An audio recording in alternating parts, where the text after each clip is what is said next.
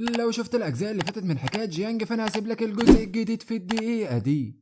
اما لو انت بقى من الناس اللي ما شافتش الحكايه فانا عايز اقولك ان انت فايتك كتير وهتستمتع بالحكايه جدا.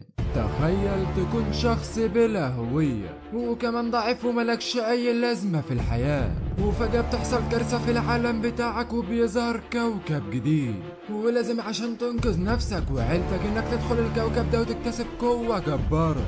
بس الموضوع مش هيكون سهل لأن العالم ده مليء بالوحوش والأسرار الغامضة. فهل يا ترى بطلنا النهاردة هيقدر يعمل ايه في العالم ده؟ كل ده هنعرفه في حكاية النهاردة. بتبدأ قصتنا في أحد العوالم وبنشوف مجموعة كبيرة من الناس واللي بيكونوا بيجروا عشان في وحش بيطاردهم. بيوصلوا لآخر الجبل في الوقت ده وما بيبقوش عارفين يروحوا لفين، بس بيقرروا يستخبوا ورا الصخور. بنشوف واحدة من اللي جروا دول بتكون مرعوبة من الخوف، بس للأسف الوحش بيقدر يلاقيها وبيقتلها على طول.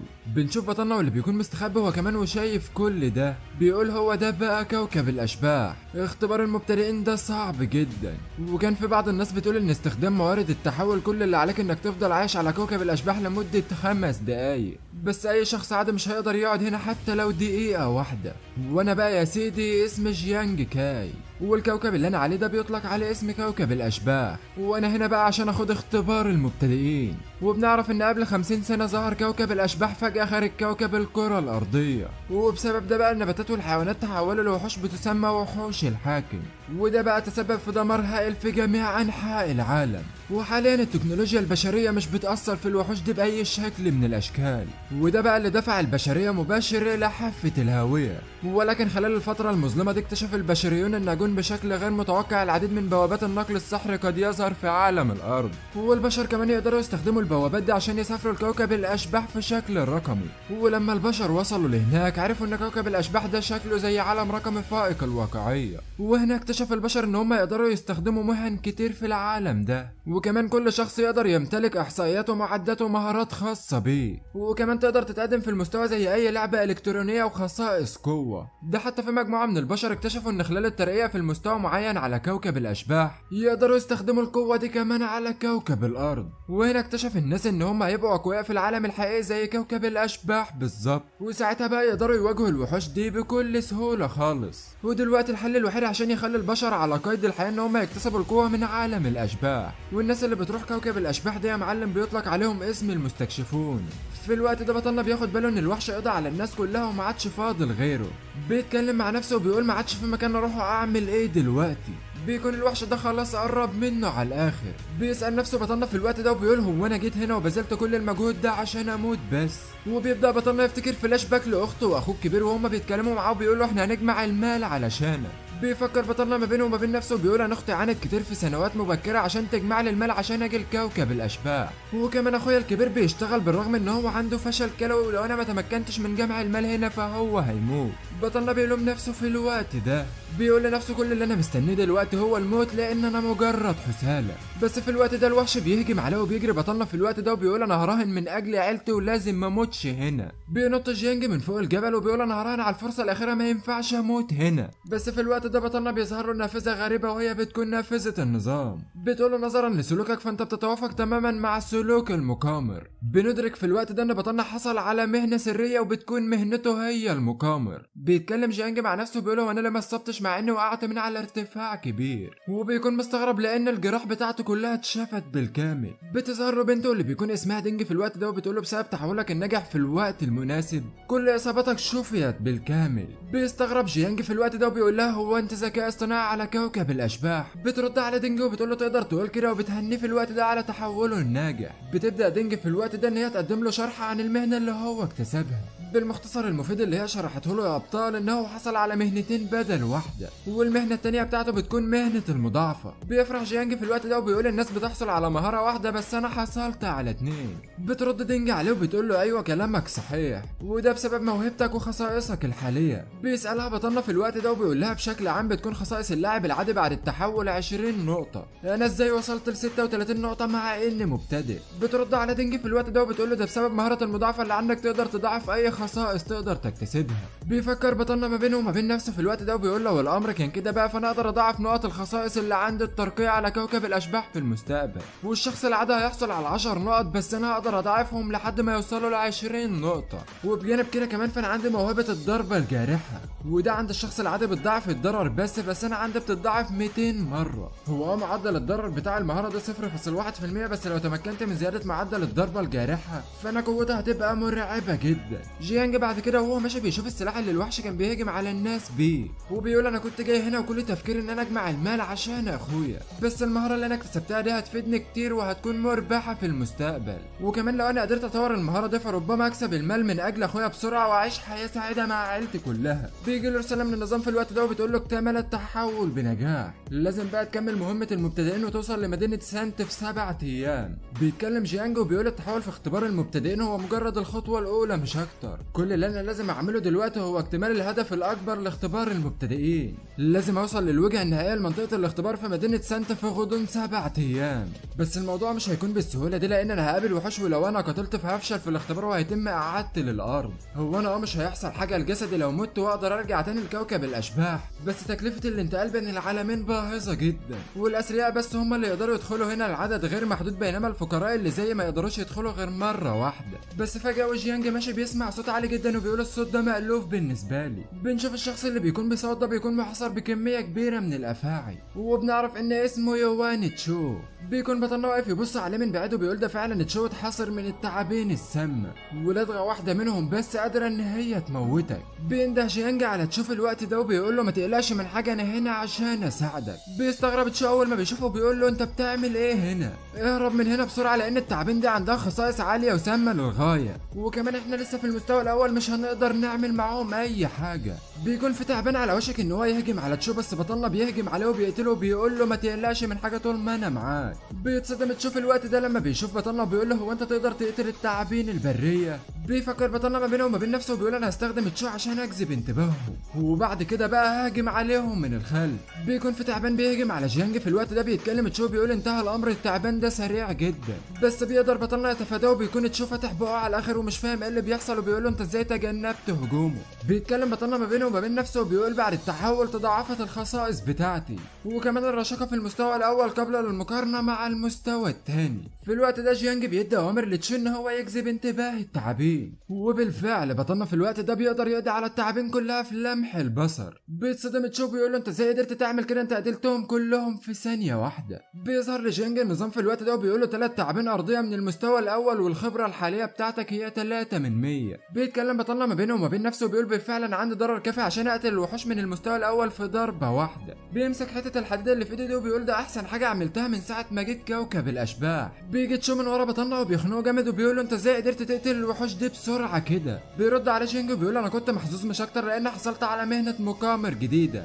بس ما تقولش لحد عليها. بيرد على تشو بيقول له مع اني مش عارف ايه هي مهنة المقامر بس انا مهنتي هي المحارب. بيعجب بطلنا بالمهنة بتاعته في الوقت ده وبيقول له انت اكيد فضلت واقف لفترة كبيرة صامد قدام التعابين دي، والمهنة دي بقى هي من افضل 5 مهن في البلاد بتاعتنا، وبيقال ان محدش عارف عدد المهن في كوكب الاشباح لحد النهاردة. بس اول حاجة بيعملها المستكشفين اول ما بيدخلوا كوكب الاشباح هو التحول، وفي العادة بيعتمدوا على الموارد التحول اللي هم اشتروها من بره قبل ما يسجلوا دخول لكوكب الاشباح، وعادة بيشتري الاثرياء موارد تحويل قوية جدا مقابل مئات الملايين، وحرفيا يقدروا يتحولوا لمهنة قوية بمجرد ما يوصلوا لكوكب الاشباح، زي مثلا محارب او جندي او جلاد كمان. بس على الناحية التانية عند الفقراء ما يقدروش يشتروا غير أرخص الموارد التحويلية، والموارد دي بتحولهم لمهن ضعيفة جدا، ولدرجة إن التحول ممكن يكون عشوائي. بيسأل بطلنا تشوف الوقت ده وبيقول له انت اكيد ما استلفتش فلوس لان المهارة بتاعتك دي تكلفتها 50 مليون. بيرد عليه تشو بيقول له دي قصة طويلة هبقى احكيها لك بعدين. بيقول له جيانج في الوقت ده خلاص اجمع جثث التعابين دي بسرعة وتعالى ورايا لان احنا نقدر نبيعها في العالم ده مقابل المال، وبنعرف ان على كوكب الاشباح اي حاجة بتقتلها بتقدر تبيعها عشان تحصل على المال، وبكده بطلنا هيقدر يعوض عيلته عن المال اللي هم فقدوه. وبنعرف ان بعد ما الوحوش بتموت على كوكب الاشباح بيتحولوا لبطاقات عشان يسهلوا جمعها. بيفكر بطلنا وهو ماشي بعد كده وبيقول بالنظر للمعركة فمهنة المقامر اقوى من مهنة المحارب بكتير. بتظهر بنت في الوقت ده من بين بين الاشجار وبتنده عليهم، بتقول لهم انا اسمي سونان ومن الصعب عليا ان انا اجتاز الاختبار ده لوحدي، فتسمحوا لي بقى ان انا انضم للفريق بتاعكم. بيرد عليها جيانج في الوقت ده وبيقول لها احنا يا دوب قادرين ناخد نفسنا بالعافيه، كمان عايزانا ناخدك معانا في الفريق. بتقطع صوف في الوقت ده وبتقول له ما تسيبنيش لوحدي، انا مهنتي المعالج وهقدر اساعدكم كتير، ولو هجمتكم تعبين تانية فانا هقدر استخرج السم وكمان ازيد من قوه اسلحتكم. بنشوف تشو اللي بيكون معجب جدا بالمهاره بتاعتها وبيتكلم بطلنا ما بينه وما بين نفسه وبيقول دي واحده من افضل 10 مهارات شفتها، وبيفتكر اللحظه اللي كان وقع فيها من على الجبل وبيقول يبدو ان مهنه المعالج دي مهمه جدا في الوقت اللي احنا فيه. بيسلم عليها بطلنا في الوقت ده وبيسمح لها ان هو يخش الفريق وبيعرفها عن نفسه هو وتشو. بتشكره سوف في الوقت ده ان هو سمح لها تنضم للفريق. بنشوف تشو بيوشوش بطلنا كده وبيقول له هو انت سمحت لها تنضم للفريق لانها جميله ولا ايه؟ بيرد على جيانج وبيقول له اسكت بدل ما اديك في وشك. بينتقل بينا المشهد في الوقت ده على كوكب الارض في البلده في مدينه جيانج، وتحديدا عند بوابه الدخول لكوكب الاشباح الرقم 18. بنشوف واحد قاعد في غرفه ابحاث البيانات وبيقول الساعه رائعه النهارده واقدر احدد موقع المستكشفين بدقه على كوكب الاشباح. بتخش عليه بنت في الوقت ده وبتقول له ازيك يا استاذ لي، اختبار المبتدئين الجدد عامل ايه دلوقتي، وكمان اختي عامله ايه. وبنعرف ان البنت دي اسمها سونان هي كمان، وبتكون اخت البنت اللي جوه اللي قابلت بطلنا. بيرد عليها ليه وبيقول لها على حسب المعلومات اللي قدامي فاختي كونت فريق مع 2 كمان.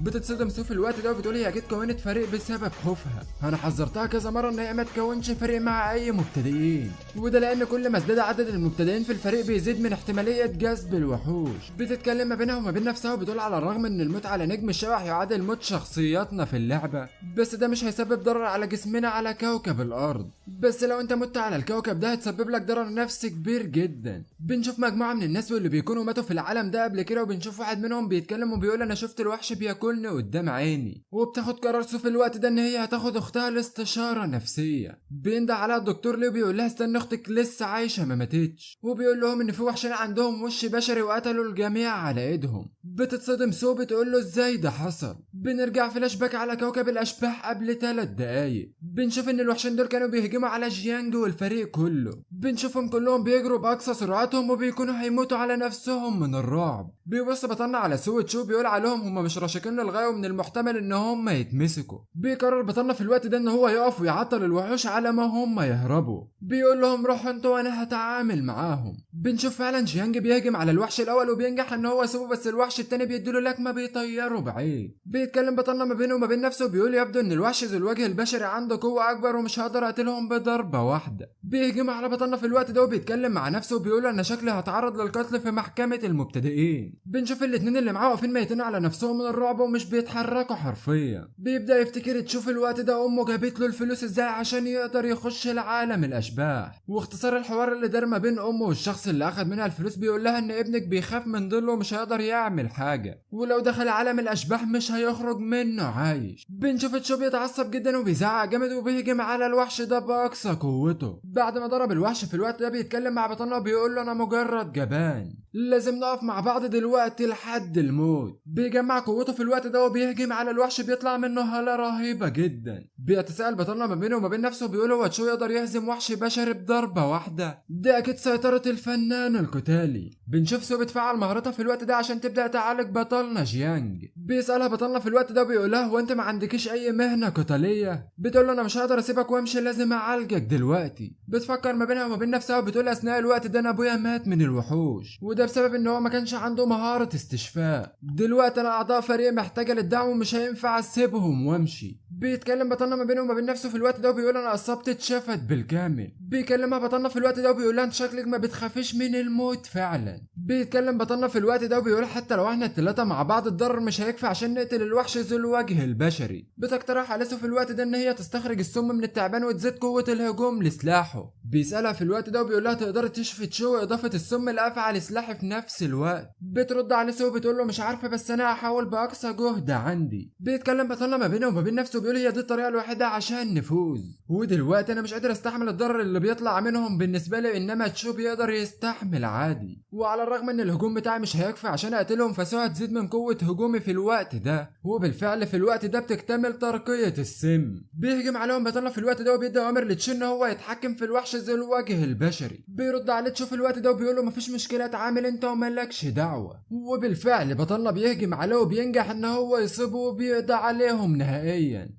بيجي له اشعار من النظام في الوقت ده بيقول له قتلت المستوى التاني من الوحش ذو الوجه البشري واحد، قيمة الخبرة هي 5 من 100. بيتصدم تشوف الوقت ده لما بيلاقي بطلنا نجح ان هو يقتله. التعاون الجماعي فعال لحد دلوقتي، حتى لو اجى وحش تاني هنعرف نتعامل معاه. وبالفعل بيجي وحش تاني وبيهجموا عليه كلهم. بنشوف سو اللي بتكون متابعاهم من المختبر وبتقول ان البيانات اللي قدامها بتظهر ان هم قتلوا 2 من الوحوش ذو الوجه البشري. بتقول ازاي هم عملوا كده، ده مستحيل لان هم مبتدئين كلهم. بيضيف الدكتور على كلامه بيقول وفقا للمعلومات اللي قدامي فسو ما عندهاش القدرة الحالية على القتال، والضرر من المستوى الاول للمقاتلين في فريقها ضعيف جدا. وبكده بقى يمكن ان القتال يكون من الشخص اللي قدامنا في الفريق واللي مسمى جيانج. والغريب في الموضوع بقى ان انا مش عارف احدد ايه هي مهنته. بتستغرب سو بتقول له ازاي يعني هو قادر يقتل 2 من الوحوش ذو الوجه البشري وما انتش قادر تحصل على مهنته ازاي؟ ده مجرد مبتدئ. بنرجع تاني في الوقت ده لبطلنا جيانج والفرقة بتاعته، وبيكون في الوقت ده نجح ان هو يقضي على جميع الوحوش اللي ظهرت قدامه. بيتكلم تشوف الوقت ده وبيقول انا ما توقعتش ان احنا ننجح بسرعة كده. بتفرح سو في الوقت ده وبتقول احنا الوقت عندنا القدرة ان احنا نواجه اي وحوش ذو وجه بشري. بيتكلم بطلنا معاهم في الوقت ده وبيقول لهم ما تستعجلوش لان قدامنا وقت طويل عما نوصل لساند. بيستغربوا هما الاتنين من الكلام اللي بطلنا بيقوله. بيكمل كلامه جينج وبيقول لهم ما تقلقوش لان بعد اجتياز الاختبار هيتم احتساب النقاط، ولو قدرنا نتصنف من افضل 3 فهتكافئنا القوات العسكرية بمعدات كمان. وانا سمعت ان المكافآت العسكرية جيدة جدا وهتساعدنا كتير في تطوير المبتدئين على نجم الشبح، وعندنا القدرة دلوقتي ان احنا نقتل اي وحش ونحولهم لنقاط، ولو قدرنا نجمع عدد كبير من النقاط فاحنا هنقدر نحصل على المركز الثالث والاول. خلينا بقى دلوقتي نروح نقاتل المزيد من الوحوش ونحصل على المكافأة العسكرية. وبعد شوية وقت بنشوفهم واقفين في الغابة بالليل وبيكونوا موقفين تشو عشان يجذب المزيد من التعابين، وبنشوفه بيكون خايف جدا وبيسأل نفسه وبيقول هو انا هموت الوقت ولا ايه؟ بيتكلم جيانج معاه وبيقول له خليك شجاع يا تشو، مش عايزك تخاف من حاجة لان احنا عندنا سو هتقدر تشفيك لو في اي حاجة حصلت. بينقض عليه 3 تعابين في الوقت ده من ورا ظهره بس بطلنا بيقدر ينقذه فورا. بيجي له رسالة من النظام في الوقت ده بيقول له تهانينا لقد قتلت 3 تعابين برية من المستوى الاول. بيتجمع عليه عدد كبير من التعابين وبيتكلم مع نفسه وبيقول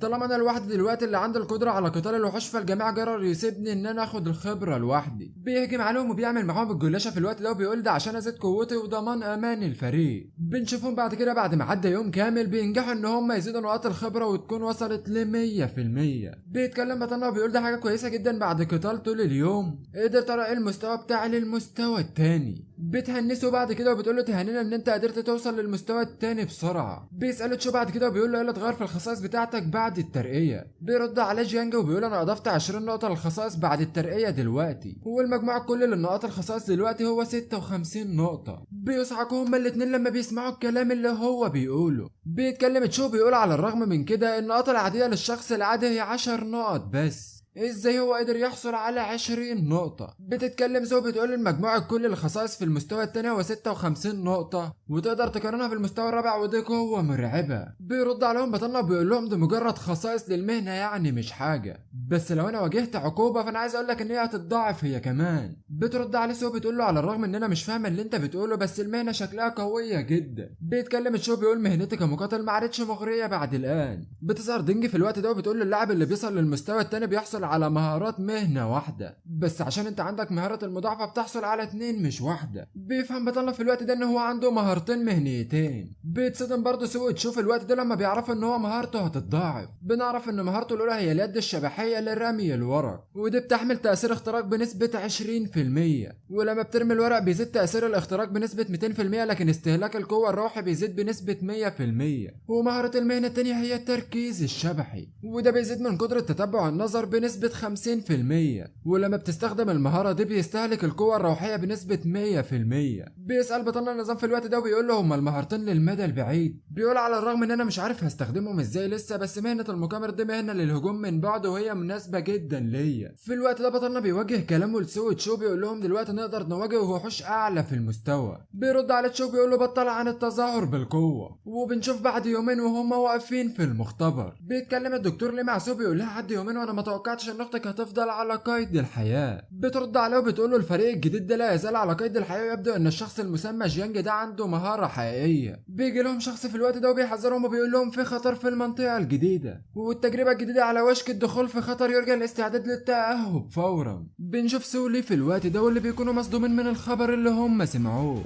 بيدخل عليهم واحد في الوقت ده وبيقول لهم تم الكشف من قبل القياده ان دوله إلا ارسلت متسللين مره اخرى، وده عشان يغزو منطقه المبتدئين في بلادنا، والمره ده هيكون غزو كبير في النطاق. بنعرف ان الشخص ده قائد منطقه جيانج الاعلى وبيكون اسمه وي. بتستغرب سو جدا وبتقول له غزو كبير في النطاق للمتسللين، انت بتتكلم بجد؟ بيرد عليها وبيقول لها انا لو بكذب ما كنتش جيت اساسا. بتفكر سو ما بينها وما بين نفسها وبتقول المتسللين دول مجموعه من دوله إلا ومتخصصه في قتل المبتدئين، فمعنى كده بقى ان اللاعبين المبتدئين محدش هيقدر يساعدهم، لان القواعد بتنص ان الاعلى مستوى ما يقدرش ينزل لتحت. وعلاوه على كده كمان فالمتسللين دول بيستخدموا وسائل وحشيه عشان يقتلوا المبتدئين، وده طبعا بيدوم تجربه موت مرعبه. وهدفهم من اللي هم بيعملوه دول يخلوا المبتدئين يخافوا جدا لدرجه ان هم ما يسجلوش في كوكب الاشباح تاني، وبكده بقى هم هيقللوا عدد كبير من اللاعبين الجدد. بتتعصب سو في الوقت ده وبترزع جامد بايديها وبتقول اختي مش هتقدر تتحمل الضغط ده. بيدوم اوامر القائد ليه في الوقت ده وبيقول لهم استعدوا عشان تواجهوا الضغط النفسي، خلينا نستعد لأسوأ احتمال. بنرجع لبطلنا والفريق اللي معاه بيكونوا ماشيين في الغابه، بس بطلنا بيحس بحاجه غريبه وبيلف وبياخد استعداد في الوقت ده. بيساله تشوف الوقت ده وبيقول له في ايه يا عم انت، احنا لسه معديين من هنا ومفيش حاجه. بيستخدم جيانج مهاره التركيز الشبحي في الوقت ده وبيرمي عليهم السلاح اللي معاه. بالفعل بيقدر يصيب الحاجه اللي على الناحيه التانيه دي وبيقول لهم تعالوا بينا انا قدرت اصيبه. بيتكلم تشوف الوقت ده وبيقول انا مش شايف حاجه، المجنون ده بيتكلم عن ايه؟ بالفعل اول ما بيوصلوا بيظهر النظام وبيقول له المستكشف جيانج انت قتلت الخنزير البري ذو الاشواك القصيره. بيستغرب الاثنين اللي مع بطلنا في الوقت ده وبيقولوا انت ايه ده يا ابني، انت عندك عين نسر ولا ايه؟ انت ازاي قدرت تشوف الخنزير من البعد ده كله؟ بيرد عليهم جيانج وبيقول لهم ما تندهشوش قوي كده، كل ده بفضل مهارتي الجديده مش اكتر. بيجي له اشعار من النظام وبيقول له هل ترغب في جمع جثه الخنزير ولا لا؟ بيوافق بطلنا جيانج على طول في الوقت ده. بيتكلم بطلنا ما بينه وما بين نفسه وبيقول مهارته المهنيه الحاليه اللي هي اليد الشبحيه زادت من ضرر الادوات المكذوفه جدا، والتركيز الشبحي بيعادل اضافه تاثيرات التلسكوب والتصويب البطيء، وده هيخلينا اصوب من مسافات بعيده واكتر دقه، وكمان هيساعدنا ان انا اصوب على اعداء من مسافه بعيده جدا من غير ما يعرفوا مكاني فين. بيقول لهم البطل بتاعنا في الوقت ده انا عايز انتقل للمستوى الثالث، خلينا نروح لمكان تاني ونقتل المزيد من الوحوش. بيتكلم تشو محبط جدا وبيقول انا لسه في المستوى الاول يا عم انت ارحم بقى. بيكون في حد تحت الميه وبيتكلم مع القائد بتاعه بيقول له احنا محظوظين جدا ان محدش شافنا، انا ما توقعتش ان احنا نصادف ناس زي دول اول ما نوصل، خلينا بقى دلوقتي نلعب معاهم شويه. بيتصدم بطلنا اول ما بيشوفهم وبيقول له انت مين يا عم انت وهو؟ بيرد على الشخص ده وبيقول له انا مش عايزك تقلق، احنا ما احناش اشرار خالص. لا والله يا معلم انت هو شكلكوا باين عليكوا فعلا، احنا مش هنعمل حاجه، احنا هنقتلكوا ونسيبكوا تنزفوا حتى الموت، او ممكن نعمل حاجه تانية احسن وان احنا نجردكم من الجلد بتاعكم ونسيبكم لحد ما تموتوا. بيظهر قائد المتسللين في الوقت ده وبيقول لهم هدفنا الوحيد المره دي ان احنا نخلي جميع المبتدئين يفشلوا في الاختبار. بتتكلم سو في الوقت ده مع جيانج وبتقول له انا عارفه الناس دول متسللين متخصصين في تعذيب المبتدئين، وانا اكتشفت ان مستوياتهم كلهم فوق المستوى الثالث، وكمان في منهم ناس في المستوى الخامس. بيفكر بطلنا ما بينه وما بين نفسه في الوقت ده بيقول الامر كان مقبول لو كان عددهم مش كبير قوي، بس انا عايز اسال سؤال، هو في مستكشفين من المستوى الخامس برضه؟ بيتكلم قائد المتسللين في الوقت ده وبيقول لهم يلا بينا. بنشوف جيانج في الوقت ده واللي بيخلف الطريق وبيجري باقصى سرعه. بيلحقوا اتنين في الوقت ده وبيقول واحد منهم الواد ده بيجري بسرعه جدا. في الوقت ده بطلنا بيختفي من قدامهم وما بيكونوش عارفين هو راح فين. بيضحك واحد منهم في الوقت ده بيقول له ايه يا معلم انت عايز تلعب استغمايه معانا ولا ايه؟ انا عايز اقول لك ان احنا لما نلاقيك هنقطعك لحتت صغيره. بيرمي عليهم جيانج السهم اللي كان معاه في الوقت ده وبيتكلم واحد منهم وبيقول له انت هجومك ضعيف جدا،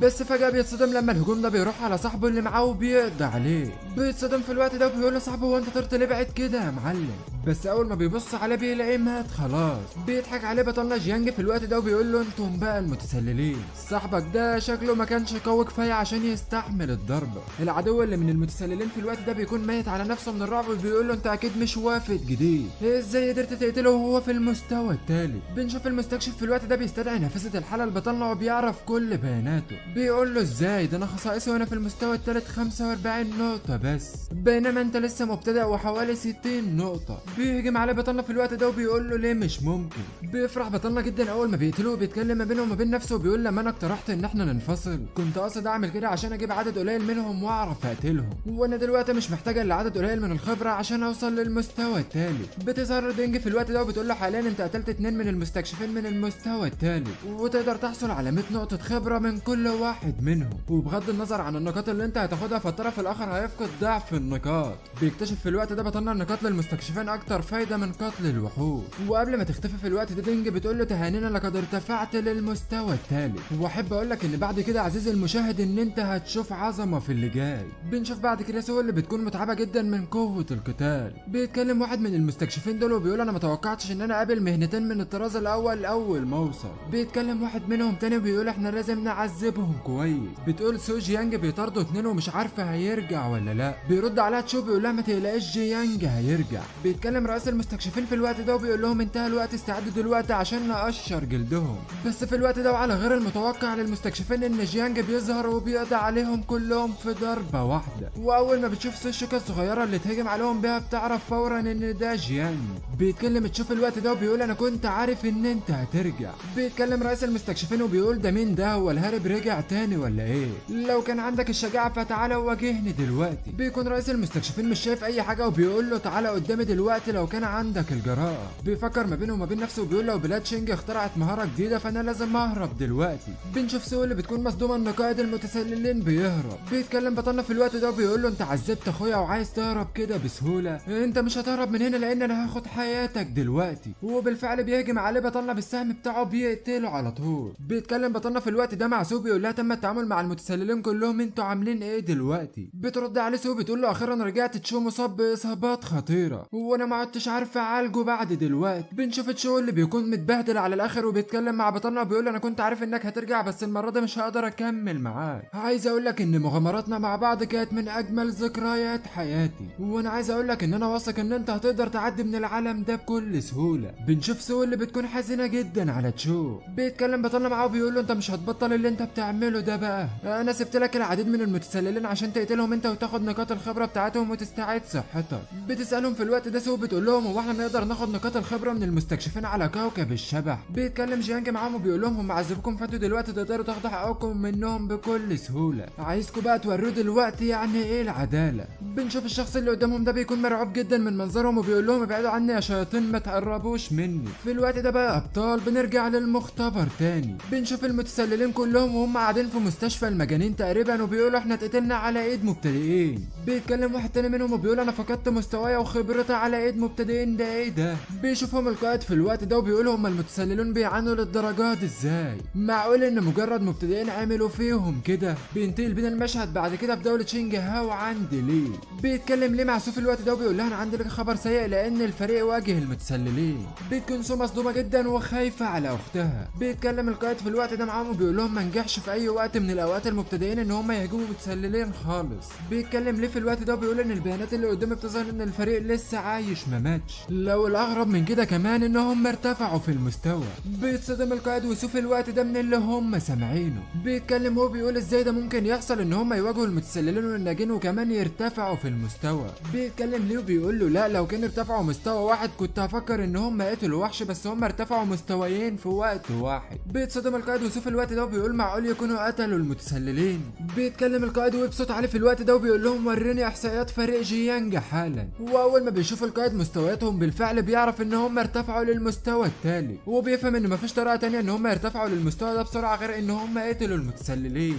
بتتكلم سو في الوقت ده مع الجنرال وبتقول له ده مستحيل لانهم ما عندهمش مهارات قتاليه عاليه ولسه مبتدئين، ممكن بقى يكون المتسللين كلهم اتقتلوا على ايد جيانج كاي وده مش هيكون مبالغ فيه. بيتكلم وي معاه في الوقت ده وبيقول لها انا بقول كده برضه بس مستواه مش ظاهر لي دلوقتي. بيتكلم الدكتور ليه وبيقول لهم انا لقيت حاجه غامضه في بيانات جيانج كاي. المستكشفين اللي بيروحوا لكوكب الشبح بيحتاجوا لساعات معصم عشان يحصلوا على المعلومات، بس هنا جيانج كاي بيستخدم ساعه من الطراز القديم وتم ايقاف صيانه الساعه دي من 10 سنين، عشان كده بقى من الصعب ان احنا نحصل على معلومات عنه. بيتكلم القائد معاهم في الوقت ده وبيقول لهم ده مثير للاهتمام وبيامرهم ان هم يجمعوا له كل المعلومات عن جيانج كاي. عايز اعرف مين الشاب ده. بنرجع في الوقت ده لتشو بنشوفه لما استعاد قوته بالكامل. بنشوف سوية كمان بتقول ما كنتش متوقع ان انا احصل على القوه دي كلها. بيتكلم تشو بيقول انا قدرت اكتسب مهاره ضرب الارض ودلوقتي اقدر اسقط اعدائي بقوه شديده. بتكمل كلامها سو بتقول انا اكتسبت مهاره قلب الطبيب الرحيم ودلوقتي اقدر اعالجكم بقوه اكبر. بيتكلم بطلنا في الوقت ده وبيقول مهاره المحارب والمعالج مفيده جدا وانا ما عدتش محتاج حاجه تانية دلوقتي.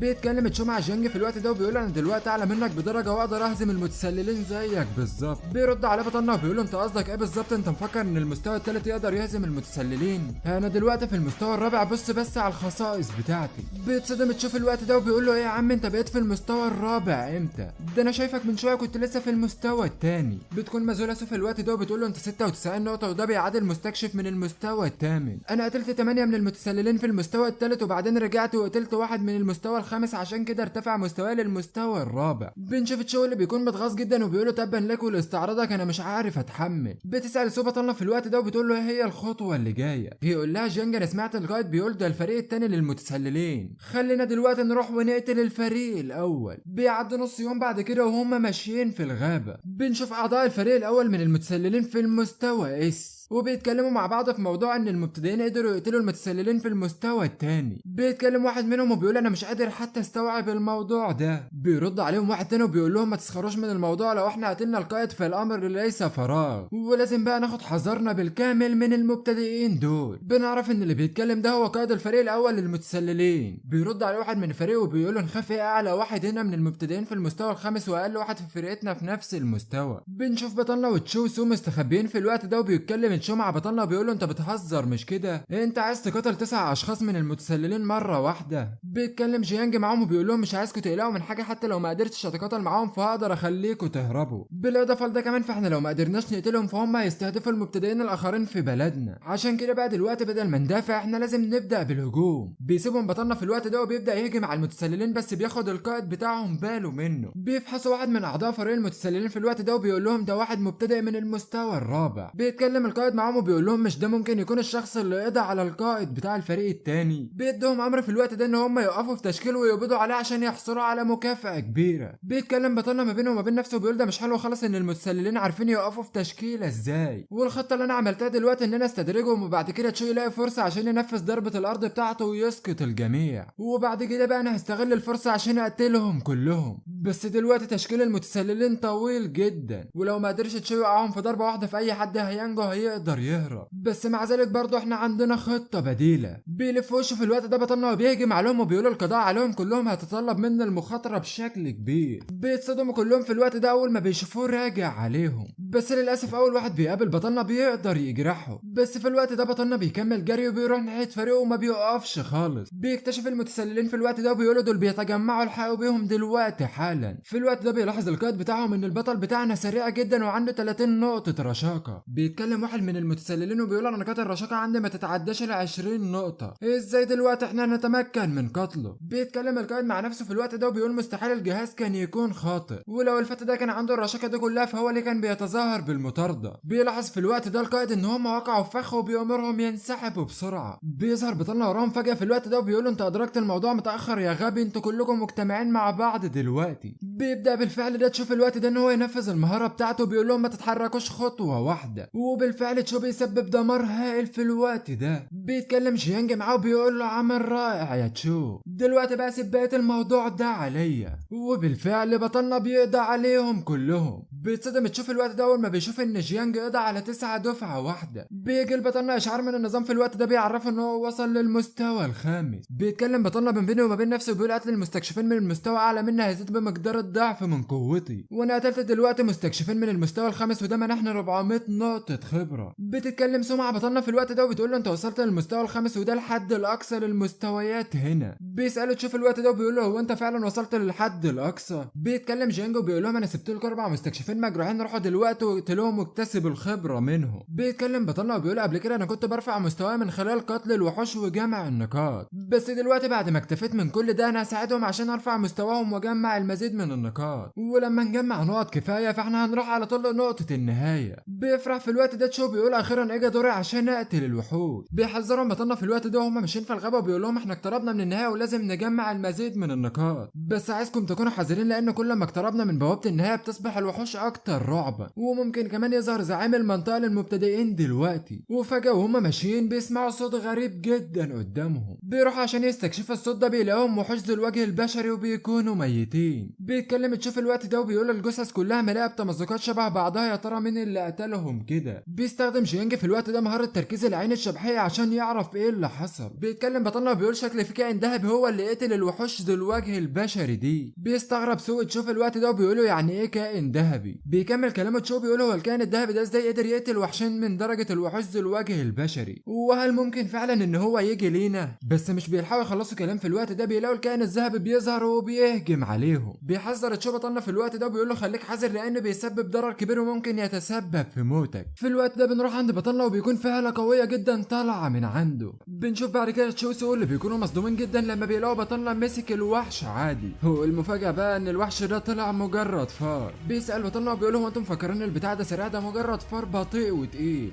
بنشوف الفار ده بيكون متضايق جدا لما بيسمع الكلام ده. بيتكلم معاه بطلنا وبيقول له ايه يا معلم انت شكلك مش راضي عن الكلام اللي انا قلته. واول ما بيشوف بطلنا في الوقت ده بيهجم على الفار باقصى سرعة. اول ما بيشوف تشو بيصوت في الوقت ده وبيقول له انت سبت ليه يا عم؟ انت ده قتل وحشين ذو وجه بشري بكل سهولة. وفي كل مرة الفار كان بيهجم على جيانج بيقدر يمسكه بكل سهولة ومن غير اي حاجة. بتكون سو تشو واقفين بيتفرجوا عليه مذهولين جدا من اللي هم شايفينه. وبعد فترة من المحاولة من الفار ان هو يقضي على بطلنا بيستسلم لانه ما بيكونش عارف يعمل حاجة. بيستغرب بطلنا وبيقول الفار استسلم وما عادش عايز يهرب. وانا مش عارف لو كان الفار ده هيتم ترويضه عشان يصبح اقوى في المستقبل، بس فكرة ان انت تحصل على وحشين ذو وجه بشري مجانا ده امر مربح جدا. وانتوا الاتنين دلوقتي على وشك ان انتوا توصلوا للمستوى الرابع، فكل واحد منكم ينجز نفسه كده ويمتص وحش منهم، وده عشان تلحقوا توصلوا للمستوى الخامس قبل ما نوصل لنهاية الاختبار. بينتقل بينا المشهد بعد كده وبنشوف واحد بيتكلم وبيقول اخيرا وصلت بعد كل ده لنهاية الاختبار. واول ما بيتقدم عشان يدخل البوابة دي بيخرج له العديد من الحراس وبيقولوا تهانينا على اجتياز الاختبار، احنا متشرفين باستقبال المبتدئ واحنا بنرحب بك كأحد المستكشفين الجدد على كوكب الاشباح. وبنعرف ان اللي بيتكلم ده اسمه شياو.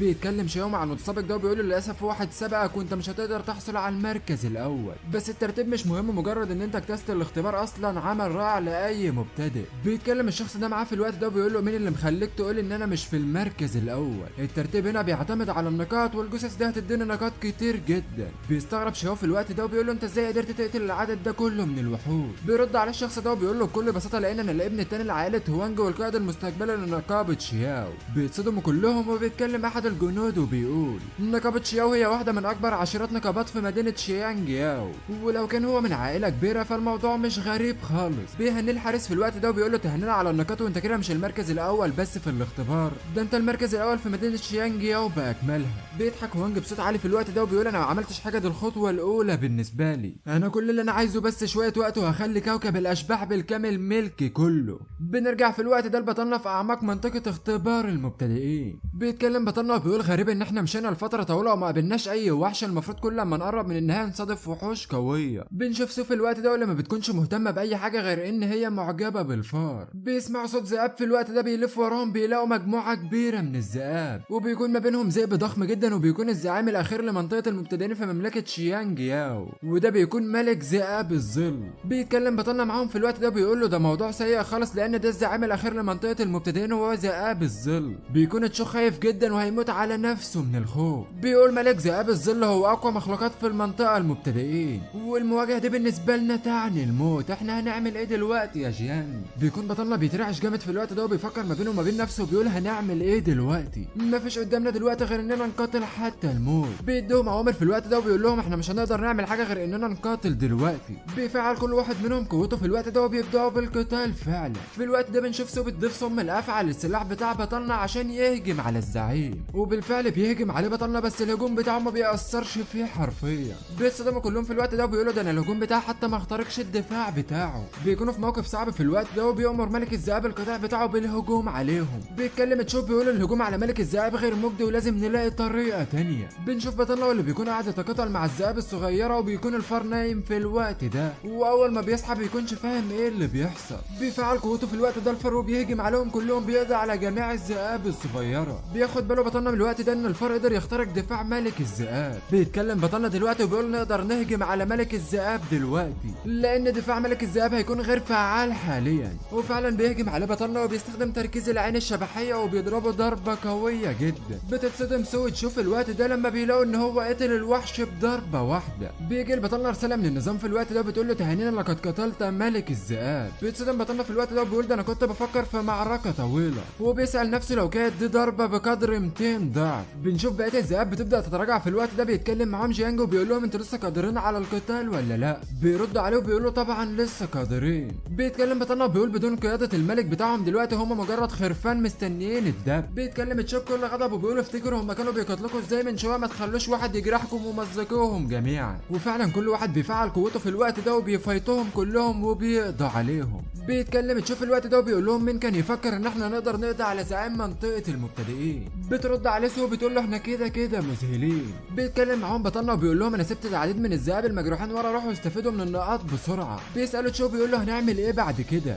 بيرد عليه بطلنا وبيقول له احنا لازم نروح لنقطه النهايه. وبنشوفهم بعد كده بعد عده ساعات بيوصلوا لمنطقه كوكب الاشباح التابعه لمملكه شيانج ياو. في الوقت ده بنشوف الفار بينزل من على كتف جيانج وبيجري ويسيبه. بتحذره سو بتقول له الحق الفار هرب منك. بيرد عليها جيانج وبيقول لها مفيش مشكله، هو لو عايز يرجع هيرجع بعدين. بنروح بعد كده لقاعده استقبال نهايه تجربه المبتدئين. بنشوف نفس الحارس تاني وبيقول لهم تهنينا على اجتياز الاختبار، انا الضابط المسؤول عن استقبال المبتدئين شياو تاو، ودلوقتي جميع الناجحين متواجدين هنا. بيسالوا جيانج في الوقت ده وبيقول له هو احنا نقدر نشوف ترتيب المبتدئين اللي عدوا الاختبار ولا لا؟ بيرد عليه الحارس وبيقول له اكيد تقدر. بنشوف هوانج في الوقت ده واللي بيضحك وبيقول يا لها من صدفه، مين كان مفكر ان الاحمق اللي بيعمل عند عائلتي هيشارك في الاختبار؟ ما تخلوني بقى اوريكم الترتيب بنفسي. بيتكلم بطلنا ما بينه وما بين نفسه وبيقول انا ما توقعتش ان هوانج هيوصل هنا. وبالفعل هوانج بيطلع القائمه وبيقول لهم انا الاول وانتوا برضو الاول بس من تحت خالص. بنشوف مجموعه من الناس اللي بيتريقوا على بطلنا وبيقولوا بصوا على الفاشلين دول بيجروا ان هم يسالوا على النتيجه بتاعتهم، انتوا كلكم مجرد فشله وعديمين الفايده. بيتكلم بطلنا ما بينه وما بين نفسه وبيقول اختي كانت بتعمل عند هوانج عشان تجمع لي المال ان انا اجي لهنا، والحقير ده دايما كان بيضايقها على طول وكان دايما بيهن باستمرار بسبب مرض اخويا. بنشوف تشو اللي بيكون غاضب جدا وبيقول له انا بنصحك يا هوانج انك تحترم نفسك دلوقتي. بيتكلم جيانج معاه وبيقول له ما تهتمش ليه ده مجرد زباله. وبيتكلم بطلنا وهو واثق من نفسه في الوقت ده وبيعتذر من الجماعه وبيقول لهم احنا هيتم التحديث دلوقتي، وده طبعا لان المراكز الثلاثه الاوائل هتكون لينا احنا. بيضحكوا عليهم كلهم وبيقول لهم كل اللي انت بتقوله ده ملوش لازمه.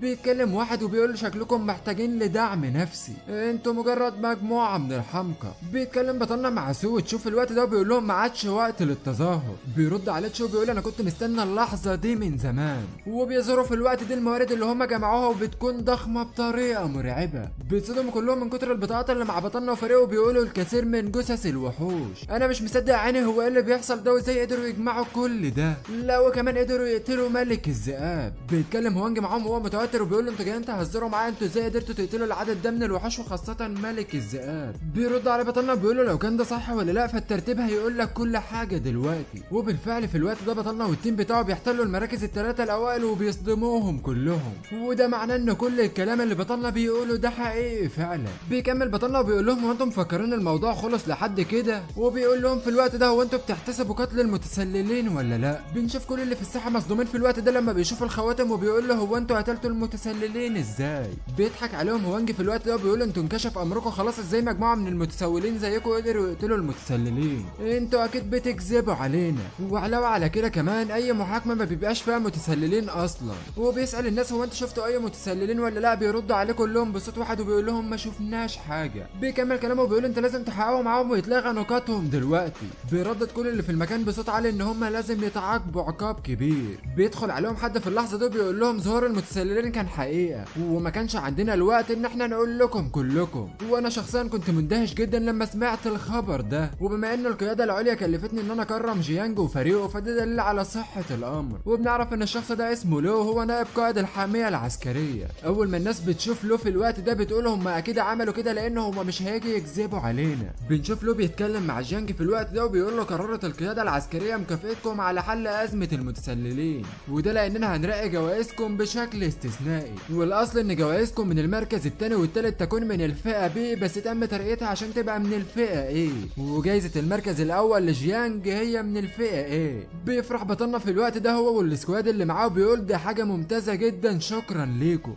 بنشوف كل اللي واقف في الساحه في الوقت ده بيكونوا هيموتوا من الغيظ ومش مصدقين اللي بيحصل. وبنعرف ان تصنيف التجهيزات على كوكب الاشباح هي من الفئه اس للفئه اف، والفئه اف هي الادنى جوده بينما الفئه اس هي الارقى، وفي العاده بتكون الفئه بي وسي هي جيده جدا. اما بالنسبه للفئات النادره فهي اي واس، وكمان هي حلم كل مستكشف. بنشوف هوانج بيكون هيموت على نفسه من الغاز وبيقول هوانج كاي حصل على جائزه من الفئه اس. لو مش كده وبس ده كمان قدر ان هو يزحني من المركز الاول للمركز الرابع. بيتكلم بطلنا مع هوانج وبيقول له انت مش مكفيك ان القائد اجى واكد لك الموضوع، انا هنا بحذرك ان انت لو انت عيلتي فانا ههينك. بيغضب هوانج جدا وبيطلع السيف بتاعه في الوقت ده وبيقول له انت عيلتك مجرد مجموعه من الحساله، وانت كمان مجرد حساله وما بتساويش اي حاجه والنهارده جاي تقف قدامي. بيهجم عليه هوانج في الوقت ده وبيقول له انت اختك الخدامه شغاله عندي في البيت وما تجرؤش ان انت تغضبني. بيطلع السيف بتاعه بطلنا في الوقت ده وبيتفاداه وبيعوره في صدره جامد. بيتصدم كل اللي موجودين من قوه جيانج بطلنا. بيتكلم له بيقول هم فعلا هيتقاتلوا. بيتساءل واحد من اللي واقفين في الوقت ده وبيقول هوانج من اقوى احد العائلات في المملكه، ازاي جيانج بقى تجرأ ان هو يهاجمه. بيتكلم هوانج مع بطلنا وبيقول له ازاي قدرت تهاجمني انت مش عارف انت بتواجه مين. بيرد على بطلنا وبيقول له انت هددت عيلتي، انت مفكر ان انت لما تعمل كده هتطلع سليم من هنا. بيتقدم ناحيته بطلنا في الوقت ده وبيقول له في العالم المليء بالفوضى ده عيلتي اهم حاجه بالنسبه لي، ولو تجرأ اي حد ان هو يأذيهم فانا هدوقه عذاب شديد. وبالفعل بطلنا بيقتله في الوقت ده. بيجيله رساله من النظام وبيقول له المستكشف جيانج كاي نجح في قتل المستكشف من المستوى الاول هوانج وي، وعنده 6 نقاط من الخبره، عايز تستولي عليهم ولا لا؟ بيتكلم بطلنا بكل سخريه وبيقول له 6 نقاط خبره فقط، هو كل العائلات الكبرى فقيره كده؟ بيتصدم كل اللي موجودين وبيتسالوا بيقول تجرأ على قتل وريث عائله هوانج بالفعل.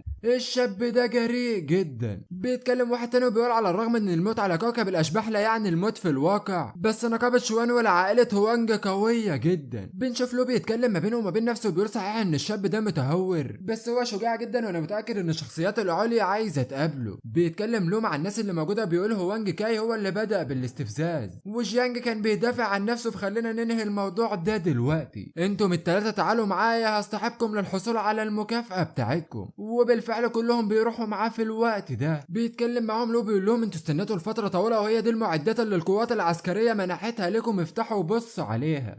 اول ما بتفتح العلبه بتاعتها بتلاقي يشم الحياه، وبتقول دي المعدات اللي بيحلم بها اي معالج في المرحله الاولى. بيرد عليها وبيقول لها ايوه فيشم الحياه ده هيزيد من الصحه الروحيه بمقدار 15 نقطه لكل منهما، وكمان هيعزز العلاج وصناعه الادويه ده جيد جدا. بنروح لتشوف الوقت ده واللي بيكون حصل على درع من الجليد. بيتكلم معاه له بيقول له درع الجليد وحيد القرن الاسود يزيد من الدفاع والقوه بمقدار 16 نقطه لكل منهما، وكمان بيقلل الضرر بنسبه 16% انه معدات عاليه الجوده للهجوم والدفاع. بتتكلم سمع بطلنا وبتقول له افتح معداتك دلوقتي. اول ما بيفتحها بطلنا بيظهر له النظام وبيقول له معدات غير معروفه وبتتطلب الفحص. بيتساءل له في الوقت ده وبيقول بتتطلب الفحص، اكيد دي مميزه جدا، وده لان المعدات الجيده عاده بتتطلب الفحص لدي بعض البطاقات يمكن مساعدتك في الفحص. وبنعرف ان اسم السلاح اللي حصل عليه بطلنا هي خناجر الموت ال9، وده سلاح من الدرجه اس وبتزيد 9 نقاط قوه و9 نقاط اختراق و9 نقاط رشاقه. بيستغرب له في الوقت ده وبيقول السلاح للضربات الحاسمه، المبتدئين بيكون عندهم قوه هجوم منخفضه حتى لو نفذوا ضربات قاضيه والضرر مش هيكون كبير، فعشان كده السلاح من الدرجه اس يبدو اقل من الدرجه ايه. بيتكلم تشو معاه في الوقت ده وبيقول له السلاح ده مش مناسب لاخي. بتطلب سو في الوقت ده ان هم يغيروا معدات جيانج. بيقول لهم له الموضوع صعب بس انا هقدم طلب. بيرفض جيانج في الوقت ده ان هو يبدل السلاح وبيقول لهم انا هحتفظ بيه. بيتكلم بطلنا ما بينه وما بين نفسه بعد كده بعد ما حصل على السلاح الجديد بيقول السلاح ده بالنسبه لي مش هيكون فخ، وده لانه هيكون من افضل المعدات بالنسبه لي، بس من سوء الحظ بقى ان الضربه الحاسمه بالنسبه لي ضعيفه جدا، ولو قابلت خصم قوي فمن المحتمل ان هو يقتلني قبل ما اوجه له اي ضربه. بس مطاردة الحياه في المحن ال9 تصنف 10% على الاقل من معدل الضربه الحرجه، ولكن في المره ال9 اللي بتلعب فيها يمكن ان تزيد النسبه ل 90%، وده امر من المؤكد تقريبا ان انت تحقق نجاح كبير فيه. ومن الممكن بقى بالنسبه لي ان السلاح ده يكون قطعه اثريه. بيتكلم له مع جانج وبيقول له خلاص طالما عاجبك مش هنغيره، ودلوقتي بعد ما انهيتوا التجربه على الكوكب ده تقدروا ترجعوا على الارض في اي وقت انتوا عايزينه. وانا عايز احذرك يا جانج لان في حد هيجيلك انت على وجه الخصوص ويدور عليك. ونصيحة مني ليك بقى لما ترجع للمنزل عايزك تكون حذر للغاية. بينتقل بينا المشهد بعد كده في مدينة الصفيح في وسط النهر. بنشوف بطلنا في الوقت ده اللي بيكون راكب عجلة وفرحان على الاخر وبيتكلم مع نفسه وبيقول انا متوقعتش ان الاختبار هيمر بسلاسة كده. اول ما بنشوف بطلنا العربيات الكتير اللي قدام البيت دي بيقول هي العربيات الفاخرة دي ايه جت منين؟ هو في حد هنا بقى غني وانا ما اعرف؟ بنشوف بطلنا في الوقت ده بيوصل للبيت وبينده لاخوه عشان يعرفه ان هو رجع، بس بيتصدم لما بيلاقي شخص غريب مستنيه جوه. بيتكلم مع الشخص اللي كان مستنيه ده وبيقول له بعد الانتظار لفترة طويلة كنت عارف ان في حد هيرجع، ده انا حتى سمعت ان انت كنت رائع في تجربة المبتدئين النهارده. وبنعرف ان الشخص ده بيطلق عليه اسم هوانج. بنعرف بعد كده من بطلنا ان ده اخو هوانج اللي هو قتله في العالم الافتراضي، وبيقول له انت عايز ايه مني دلوقتي؟ بيظهر اتنين من ورا بطلنا في الوقت ده وبيكتفوه على الارض. بيتكلم هوانج مع جيانج في الوقت ده وبيقول له انت عارف ان انت قتلت اخويا على كوكب الاشباح وهو دلوقتي تم ارساله للعلاج النفسي. انا عايز اعرفك ان عائلة هوانج بتتنمر على الناس التانيين بس محدش يجرؤ يتنمر علينا. انت ممكن تخلي اخويا غير قادر ان هو يشارك لمدة شهر بس انا هخليك ما تشاركش لمدى الحياة. ولسه هوانج هيضرب جيانج في الوقت ده بيلاقوا الباب بيتفتح وبيهجم على اتنين اللي كانوا ماسكينه. بيتصدم هوانج في الوقت ده وبيقول هو ايه اللي بيحصل؟ والمفاجأة بقى ان القائد بنفسه هو اللي اجى عشان يحمي جيانج. بيتكلم القائد مع جيانج وبيقول له انت ما خدتش الموضوع على محمل الجد. بتتكلم سو في الوقت ده وبتقول لهم محدش يتحرك من مكانه لاننا من الاعمال العسكريه. بيتصدم هوانج في الوقت ده وبيقول ايه ده ويل القائد الاعلى للمنطقه العسكريه لمدينه النهر الوسطى، انت ازاي اجيت هنا اساسا؟ بيتكلم وي في الوقت ده وبيقول له كلنا اجينا من اجل جيانج عشان انت اسأت اليوم للشخص ده. بيتوتر هوانج في الوقت ده وبيقول مستحيل يكون القائد الاعلى موجود من اجل جيانج الحسالة ده. بيقوم بطلنا من على الارض وبيكون مستغرب جدا ان القائد بنفسه جاله، وبالفعل بيلقي القبض على هوانج في الوقت ده وبنشوف بطلنا بيشكر القائد ان هو انقذه. بيتكلم مع القائد وبيقول له ما تقلقش احنا كنا بندور عليك عشان حاجه اساسا في تجربه المبتدئين، انت وتشوسو عملتوا اداء ممتاز، وانا عايز اقول لك ان انت بعد ما اصبحت غير متصل تم دعوه تشوسو للانضمام للجيش، وانا جيت النهارده عشان ادعيك انت كمان، ومن دلوقتي انت عندك مهنه جديده. بتتكلم سو مع جانجو وبتقول له انت عارف يعني ايه اصلا ظهور مهنه جديده؟ وبتقول له في حاليا العديد من المهن لمستكشفين كوكب الاشباح، وهيواجه كل المستكشفين تغييرات في كل 20 مستوى، ومع كل تغيير في الوظيفه هتتغير سمات المستكشف ومهاراته وهيصبح البعض اقوى والبعض الاخر اضعف. وفي الوقت الحالي اصبح العديد من المهن عديمه الفايده بشكل اساسي، وعشان تحصل على مهنه قتاليه قويه كان الجيش بيستكشف مهاره جديده، وانت قدامك دلوقتي مهنه جديده وقويه للغايه. بعد كل اللي انت سمعته بقى ده انت عايز تنضم للجيش في مهنه جديده ولا لا؟ وانا عايز اقول لك ان احنا ما بنجبركش على حاجه، وانا بتاسف لك تاني لان احنا قبل ما نيجي لهنا قمنا بالتحقق من معلومات عيلتك كلها وعرفنا ان اخوك مريض، ولو انت وافقت تنضم للجيش فهيحمي عيلتك وهيتكفل بمصاريف اخوك الطبيه كامله.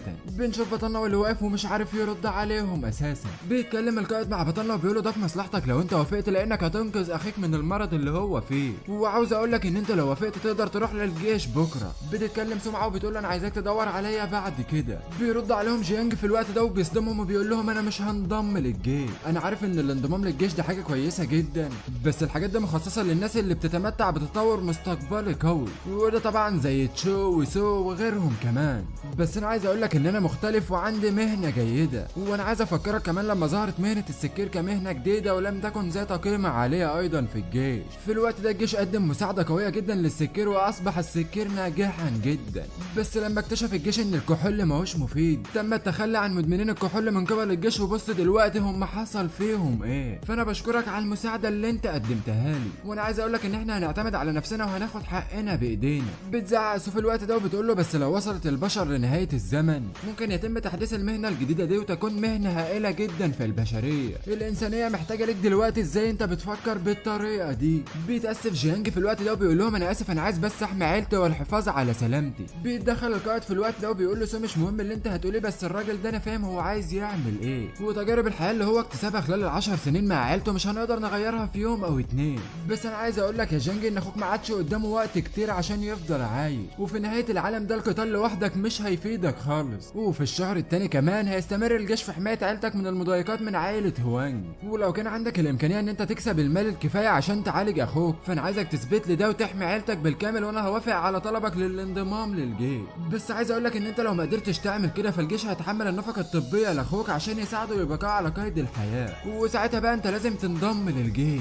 بيضحك جيانج في الوقت ده وبيقول له تمام اتفقنا. بيعدي شويه وقت بعد كده وبيجي على بطلنا الليل وبيتكلم مع نفسه وبيقول دلوقتي في مواجهه رهان الجيش انا محتاج ارجع لكوكب الاشباح عشان عشان اكسب مال كتير، وده عشان اعالج اخويا. بنشوف بطلنا بيسيب رساله لاخوه في الوقت ده على الترابيزه وبيعرف ان هو نجح في الاختبار وهيرجع لكوكب الاشباح تاني. وبالاضافه لكده كمان بسبب تهديدات عائله هوانج ما عادش هينفع اخواتنا الثلاثه يعيشوا في مكان زي ده، لازم ننقل في مكان تاني، وده عشان اضمن سلامه اخواتي. فدلوقتي المهمه العوده لكوكب الاشباح هتكون صعبه جدا ولازم ارجع بمال كفايه. بينتقل بينا المشهد بعد كده على كوكب الاشباح، ودلوقتي بقى هتبدا مغامرات كوكب الاشباح رسميا. واخيرا دلوقتي هقدر اكسب المال عن طريق قتل الوحوش في كوكب الاشباح. ودلوقتي اول حاجه لازم اعملها لازم انضم للنقابه عشان احصل على مال كفايه، ونظرا لان الوحوش في كوكب الاشباح قويه للغايه وهيموت لو في واحد بس قدر يقاتلهم، فلازم دلوقتي انضم للنقابه عشان نقاتل في مجموعه. وبعد كل حاجه النقابه هي فريق كبير، بعد الانضمام يمكن للاعضاء الجدد المتابعه مع اعضاء الفريق المحارب، وده هيكون عامل اساسي لبقائي على قيد الحياه. وفعلا بطلنا بيخش وبيقول لهم مرحبا انا عايز انضم للنقابه.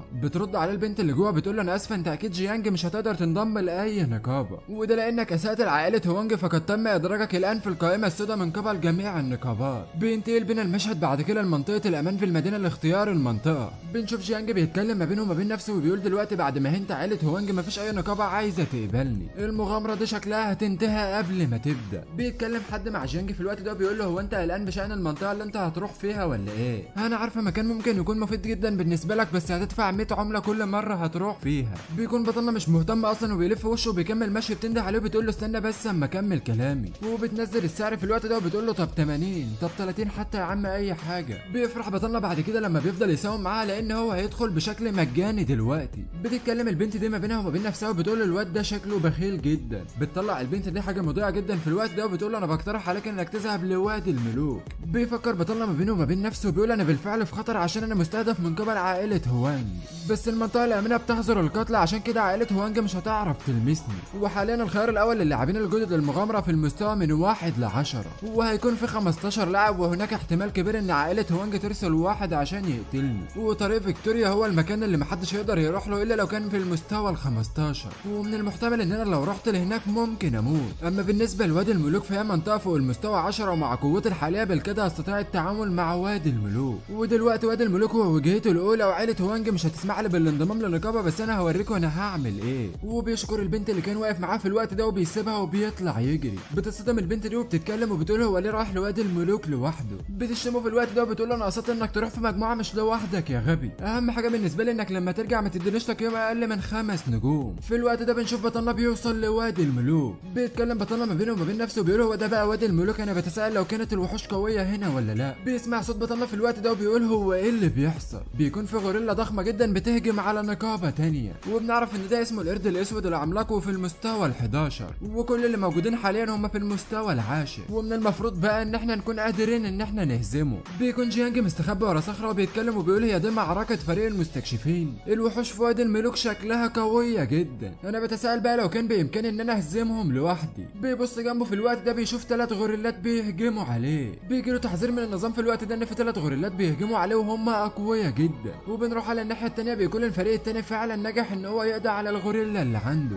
بيسال واحد القائد في الوقت ده وبيقول له احنا ال4 في المستوى العاشر وقدرنا نهزم واحد في المستوى ال11، هو ده السجل اللي احنا نقدر نتباهى بيه. بيرد على القائد وبيقول له اكيد طبعا انت ما انتش شايف القائد بتاعكم مين. بيسمعوا صوت في الوقت ده كلهم بيبصوا وراهم بيلاقوا جيانج بيجري وراه 3 وحوش. بيتكلم جيانج ما بينه وما بين نفسه بيقول له انا دخلت الارض بتاعتهم عن طريق الخطا. بيتصدم واحد من الفريق وبيقول يا كابتن في واحد بيقاتل 3 وحوش لوحده. بيتكلم القائد وبيقول الشخص ده اكيد غبي لانه حاول يجذب 3 وحوش في وقت واحد. بيسمع في الوقت ده صوت انفجار عالي جدا وراه، بيبص بيلاقي قرد من المستوى ال12 طاير في السماء. بيتكلم بطلنا ما بينه وما بين نفسه وبيقول بيزداد ضربات الحرجه مع كل هجمه، وده بيؤدي للهجوم الخامس في النهايه لتحقيق ضربات حاسمه فائقه. بيتصدموا كلهم من المنظر اللي هم شايفينه وبيقول القائد هو قادر يقتل وحش من المستوى ال12 في ثانيه واحده. بيهجم على جيانج الوحشين التانيين في الوقت ده. بيتكلم جيانج ما بينه وما بين نفسه بكل ثقه وبيقول مين اللي عليه الدور. بيهجم على التاني في الوقت ده وبيقضي عليه. بيجيله رساله من النظام بيقول له تهانينا لقد قضيت على وحش من المستوى ال13. بيتكلم بطلنا ما بينه وما بين نفسه وبيقول ده كويس لان انا ما استخدمتش غير 10% من قوتي بس. وكالعاده بنشوف الفريق التاني وهو بيتفرج عليه بيكونوا مصدومين جدا. بيهجم عليه اخر وحش فيهم وبيتكلم القائد اللي من الفرقه التانيه بيقول ده وحش من المستوى ال12 يا ترى هيعمل ايه معاه. بيتكلم بطلنا ما بينه وما بين نفسه وبيقول انا قوتي العقليه قربت تنفذ وفي الغالب مش هقدر اهرب. بيفعل قوته في الوقت ده بطلنا وبيقول له انا براهن ان انا هقتلك هنا الاول. بيهجم عليه جيانج في الوقت ده وفعلا بينجح بينجح ان هو يقضي عليه. بتجيله رساله من النظام وبتقول له تهانينا لقد قتلت وحش من المستوى ال 14 دلوقتي. بيكون الفريق اللي واقف بيتفرج مصدوم على الاخر ومش فاهم ايه اللي بيحصل. بيتساءل القائد بتاع الفريق التاني ده وبيقول مين الشخص ده. بيتكلم جيانج ما بينه وما بين نفسه وبيقول انا ما تخيلتش ان الوحوش هنا هتكون صعبه للدرجه دي، ودلوقتي انا عندي 3 بطاقات في ايدي، وانا ما توقعتش ان هو مش من الصعب ان انا اقتل الوحوش لوحدي. وبالفعل بطلنا اول ما بيخلص بيمشي في الوقت ده وبيتكلم القائد بتاع الفرقه التانيه وبيقول انا لو قابلتك تاني فلازم اتكلم معاك. بينتقل بينا المشهد بعد كده لمنطقه سهول الرماد. بنشوف نقابتين في الوقت ده بيقابلوا بعض وبيتكلم واحد منهم وبيقول هو اللي انا شايفه ده صح؟ انا شايف 3 فنانين عسكريين وجندي وطبيب. بنشوف واحد من النقابه التانيه دي ماسك واحده من رقبتها وبتتكلم وبتقول مش ده فريق الصقور الشهيره من عائله هوانج؟ هم ايه اللي جابهم هنا في منطقه المبتدئين؟ بيتكلم معاه الشخص ده وبيقول لها انا سمعت انك شفت جيانج، هو فين؟ بتكون مش قادره تتكلم في الوقت ده وبتقول له انت عايز ايه منه؟ بترد عليها واحده تانيه وبتقول لها اظن ان الجميع عارف احنا عايزين ايه. بيتكلم واحد تاني وبيقول جيانج اهان عائله هوانج والعائله ارسلتنا عشان ننتقم منه. بتقول لهم البنت دي جيانج ذهب لوادي الملوك، تقدروا تروحوا وتعثروا عليه هناك. بيرميها على الارض في الوقت ده وبيقول لها احنا هنروح ونشوفه بس لو ما لقيناهوش عايز اقول لك ان انت هتكوني ميته لما نرجع. بتتكلم واحده في الوقت ده وبتقول دول من افضل الفرق عند عائله هوانج وكمان هم فوق المستوى 20، ولو جيانج واجه فرقه زي دي فهو بالتاكيد في عداد الموتى. بتسالهم البنت اللي واقعه على الارض دي وبتقول لهم هم فعلا اقوياء للدرجه دي؟ بترد عليهم واحده وبتقول لها انا قلت لهم على كل حاجه وسر زيارتهم دي هي موت جيانج. بيعدي يوم بعد كده وبنرجع تاني لوادي الملوك عند بطلنا جيانج، وبيكون في الوقت ده قتل 16 قرد اسود عملاق ووصل للمستوى السادس. بيقول ان جثث القرد الاسود العملاق بتكون مقابل ذهب كتير، بس طالما انا بهتم بالموضوع هنا فنفقات اخ الطبيه كلها هتكون موجوده. بيسمع جيانج حد بينده عليه في الوقت ده وبيقول له ما انتش عايز تنضم لنقابتنا في الصيد؟ احنا مكونين 3 فرق هنا عشان نطارد القرد الاسود العملاق، ولو انت كسبت فهتحصل على نقاط صندوق كنز النخبه. عاوز تنضم ولا ايه رايك؟ بيرد عليهم بطلنا بيقول لهم بس انا ما عنديش فريق، انا واقف لوحدي. بيرد على الشخص ده وبيقول له مفيش مشكله لان احنا محتاجين شخص كمان. بيلاحظوا في الوقت ده عدد كبير من القرود بيكونوا بيحموا كنز النخبه. بيدوا التعليمات في الوقت ده وبيقولوا عايزين حد يشتت انتباههم بعيد، ولو احنا قدرنا نعمل كده فاحنا هنقدر نقضي على ال3 الباقيين وهنسيطر على صندوق النخبه. بيفكر بطلنا وما بيكونش فاهم ايه صندوق النخبه ده اساسا، وبيتقال ان في العديد من الاشياء الجيده جوه صندوق النخبه ده وتقدر تكسب اكتر من جثث الوحوش ويجب ان تحصل على طريقه عشان احصل عليه. بس في مواجهه وحش النخبه القوي اللي محدش بيقدر يحاربه الا في مجموعه، هم عايزين منا شتت انتباه واحد بعيد عنهم. من الواضح ان هم مش عايزين نرجع حي عشان هم ال3 يستفيدوا من الحصول على صندوق الكنز. بيوافق بطلنا في الوقت ده وبيقول لهم ماشي انا موافق، وبيبداوا بالفعل في الوقت ده ان هم يتحركوا وينفذوا الخطه. وفعلا بطلنا في الوقت ده بينجح ان هو يشتت واحد فيهم وبياخده بعيد. بيكون بطلنا لسه بيجري من الغوريلا بس في الوقت ده بيقف وبيعمل عليها هجوم بيقتلها على طول.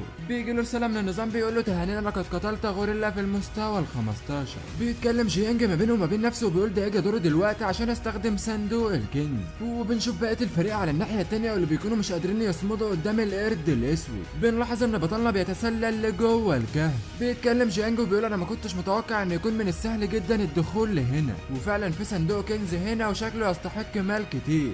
ولسه هيروح يتفقد صندوق الكنز بيلاقي لعاب على كتفه في الوقت ده، والمفاجاه بقى ان بيكون في قرد فوق راسه على طول. بيهجم على جيانج بس بيتفاداها في اخر لحظه. بيتصدم جيانج وبيقول ما بينه وما بين نفسه في هنا مستوى 20 من النخبه السوداء في الكهف، ازاي هم ما اخدوش بالهم منه قبل المعركه؟ بيجي له تحذير من النظام في الوقت ده وبيقول له مستوى خطير جدا. بيتساءل بطلنا ما بينه وما بين نفسه وبيقول لو يعرف الاتجاهات عشان الخروج، بس جيانج في الوقت ده بيفكر في القتال الاول. بيتصدم بطلنا لما بيلاقي ان الهجوم بتاعه ما اثرش فيه خالص، ده حتى ضربة العين ما بتأثرش فيه حتى ولا 1%. بتظهر نافذة الحالة للقرد ده وبنعرف ان عنده 23 نقطة دفاع، والهجوم الحالي لبطلنا ما يقدرش يخترق دفاع جسم الهدف ولا يمكن يسبب اي ضرر حتى. بيتكلم بطلنا ما بينه وما بين نفسه بيقول ده شكل قوته زي قوة ملك الذئاب بالظبط، ولازم اخترق الدفاع بتاعه عشان اقدر اسبب له ضرر. في الوقت ده بطلنا بيكون مشغول في التفكير والقرد بيهجم عليه بيديله ضربة بيطيره بعيد وبيبهدله على الاخر.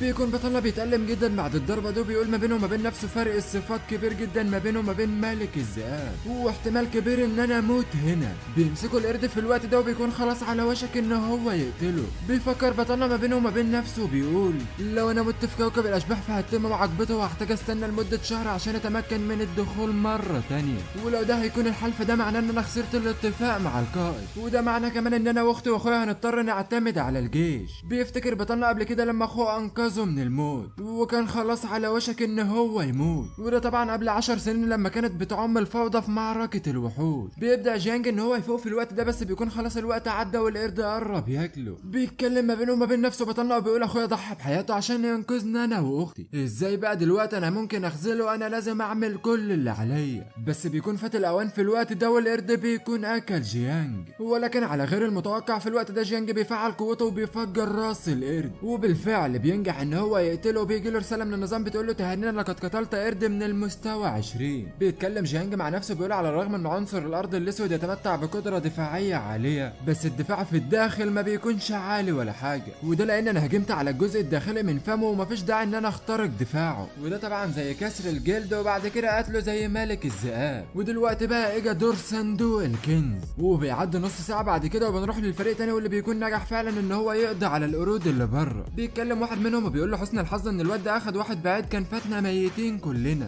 بيرد على واحد تاني بيقول له بس الواد ده فاته ميت دلوقتي. بيرد القائد وبيقول له ده حاجه كويسه لو مات لان احنا هناخد نصيبه من صندوق الكنز. وهنا بقى هتكون المفاجاه لانهم اول ما بيخشوا الكهف بيلاقوه فاضي ومفيش فيه اي حاجه، هو ده طبعا لان بطلنا عامل معاهم فوق الواجب، اخد الصندوق وخلع على طول. بيزعق القائد بتاعهم وبيقول لهم هو ايه اللي حصل؟ فين صندوق الكنز وهو ليه اختفى؟ بيرد عليه واحد تاني وبيقول انا شفت الواد ده بيتسلل لجوه اثناء المعركه. بيتعصب القائد وبيقول له هو انت ليه ما قلتش الكلام ده قبل كده؟ بيرد على الشخص ده وبيقول انا كنت بهلوس لان انا كنت متاكد ان هو مش هينجو. بيتكلم واحد تاني مع القائد وبيقول له يعني احنا قعدنا نقاتل كل ده عشان ولا حاجه؟ احنا كنا طول الايام اللي فاتت بنخطط عشان نحصل على صندوق الكنز. بيتعصب القائد في الوقت ده من الكلام اللي هو بيسمعه وبيشتم بطلنا وبيقول له اللعنه عليك. بنروح بعد كده لاخر وادي الملوك. بيتكلم بطلنا وبيقول اكيد انا قادر على التخلص من الناس دي دلوقتي. وبيتكلم في الوقت ده وبيقول خلينا بقى نشوف ايه اللي جوه صندوق كنز النخبه ده. بيتفاجئ بطلنا اول ما بيفتح الصندوق وبيقول عظيم ده فيه الكثير من الخامات وكمان في معدات كتير. بيتكلم مع نفسه وبيقول قيمه الخامات والمعدات الموجوده على النجم الشبح اكبر بكتير من قيمه جثث الوحوش. ودلوقتي اجى الوقت عشان اكون ثروه. بياخد باله من قفازات جوه الصندوق وبيقول في قطع اخرى من المعدات هنا. بيسال نفسه بطلنا في الوقت ده وبيقول ايه نوع القفازات دي ممكن تكون من النوع الهجومي. واول ما بيلبسها في الوقت ده بيتكلم ما بينه وما بين نفسه بيقول انا حاسس الوقت ان انا اخف واقوى، هو ممكن تكون المعدات دي بتزيد من قوه الحركه، خلينا دلوقتي نجرب قوه الهجوم. بيتفاجئ في الوقت ده اول ما بيشوف لهب على المسامير القصيره اللي هو بيهجم بيها. بيقول المعدات دي هي اللي بتربط لهب عادي بالسلاح. وفي كوكب الاشباح في هناك العديد من النيران، والنيران اللي هناك دي ممكن تسبب درجات مختلفه من الضرر للخصوم في المعركه، وده لان النار العاديه لها اضرار منخفضه من الصعب القتال بيها وتقدر تستخدمها بس لاضاءه او طهي الطعام. ومن المؤسف فانا هستخدم الشيء اللي معايا ده في الشواء من دلوقتي. في الوقت ده وعلى غير المتوقع بيسمع بطلنا صوت عالي جدا بيقول هو ايه اللي بيحصل. بيظهر له في الوقت ده 4 غوريلات من المستوى 18. بيتصدم بطلنا بيقول ده 4 عروض سوداء عملاقه من عناصر الارض. بيبدا بطلنا يتاهب في الوقت ده عشان يتقاتل معاهم. بيقول ده انا قبل كده كنت بواجه صعوبه في ان انا اقاتل واحد، دلوقتي جايبين لنا 4. بيهجم على الاول في الوقت ده بس الهجوم بتاعه ما بيأثرش فيه نهائيا. بيجي له اشعار من النظام في الوقت ده بيقول له لا يمكن اختراق الدفاع والضرر الناجم هو 0. بيتصدم بطلنا في الوقت ده. بيتكلم ما بينه وما بين نفسه بيقول الرجاله اللي كانوا معايا دول عارفين ازاي يحموا نفسهم. في الوقت ده القرود بتبدا تهجم عليه بس بطلنا بيلف وشه وبيطلع يجري. بيتكلم بطلنا بيقول حتى لو هم فتحوا بقهم دلوقتي فالايد المطارده اللي معايا دي مش هتكون كافيه ان انا اقتل 4، انا حتى ممكن اموت هنا دلوقتي. بيبدا في الوقت ده يظهر نار على القرد اللي هو هجم عليه وبيشتعل حرفيا. بيبص على بطلنا وبيكون مستغرب من اللي بيحصل، وكل لما الوقت بيعدي الضرر بيزيد على الوحش ده لدرجه ان هو بينفجر مكانه. بيكون بطلنا مستغرب ومش فاهم ايه اللي بيحصل. لو مش كده وبس ده 3 التانيين بيتم القضاء عليهم في لمح البصر. بيجي له رساله من النظام وبيقول له تهنينا لقد قتلت 4 وحوش في ثانيه. بيتساءل بطلنا في الوقت ده وبيقول انا شفت الضرر بيتضاعف من 10 ل 2000 في لحظه. وبيسال نفسه بطلنا في الوقت ده وبيقول لو ممكن تكون دي النار المنبعثه من القفازات، بتقدر تسبب ضرر 200 مره، وبتسمح برضه للهب بالانتشار والتسبب في اضرار جماعيه. ولازم تعرف ان النيران العاديه صغيره في القوه، وطالما ان الوحش ما عندوش المقاومه للنيران فالضرر هيكون كبير جدا. ولو وكان بامكاني بقى حرق 2000 نقطة في ثانية. فببساطة كده المعدات دي قطع اثرية حصرية للاضرار الجماعية. ودلوقتي بقى انا ما عادش ينفع اقلق بشأن اختراق الدفاع. في اللحظة دي بعد ما جيانج اكتشف قوته حلت اسوأ ليلة على القردة دي منذ تاريخهم، وما شافوش قبل كده اي شخص قدر يشويهم في لمح البصر. ده بقى هو سيد الشيطان اللي مش هيسيب حد يمشي من هنا. وضمن دائرة نصف قطرها 10 اميال لم يتبقى اي كنوز على الاطلاق. بينتقل بينا المشهد بعد كده لتاني يوم في وادي الملوك. بيكون جيانج حرفيا كنس وادي الملوك من الوحوش كلها. بيتكلم جيانج وهو فتح النظام وبيقول انا قتلت عشرات القرود السوداء في ليله واحده واخيرا انا حصلت على ترقيه، وفي الوقت الحالي مش هقدر اتغلب على الضرر الناجم في الحرائق في القفازات والضرر الجماعي ضمن المستوى 20. وبنعرف كمان ان جيانج حصل على 10 صناديق كنوز النخبه، وبالاضافه الى مجموعه من حيث القرود السوداء يجب ان اكون قادرا على بيعها مقابل الكثير من المال. يعني بمعنى تاني كده بطلنا بقى حرفيا من الاثرياء. بيقف بطلنا لوحده في الوقت ده وبيقول من المؤسف ان انا العب لوحدي في كوكب الاشباح. انا فعلا بفتقد ايام القتال مع تشو سو. انا مش عارف ايه حالهم دلوقتي بس الجيش هو اللي بيدعمهم ولازم يكونوا افضل مني.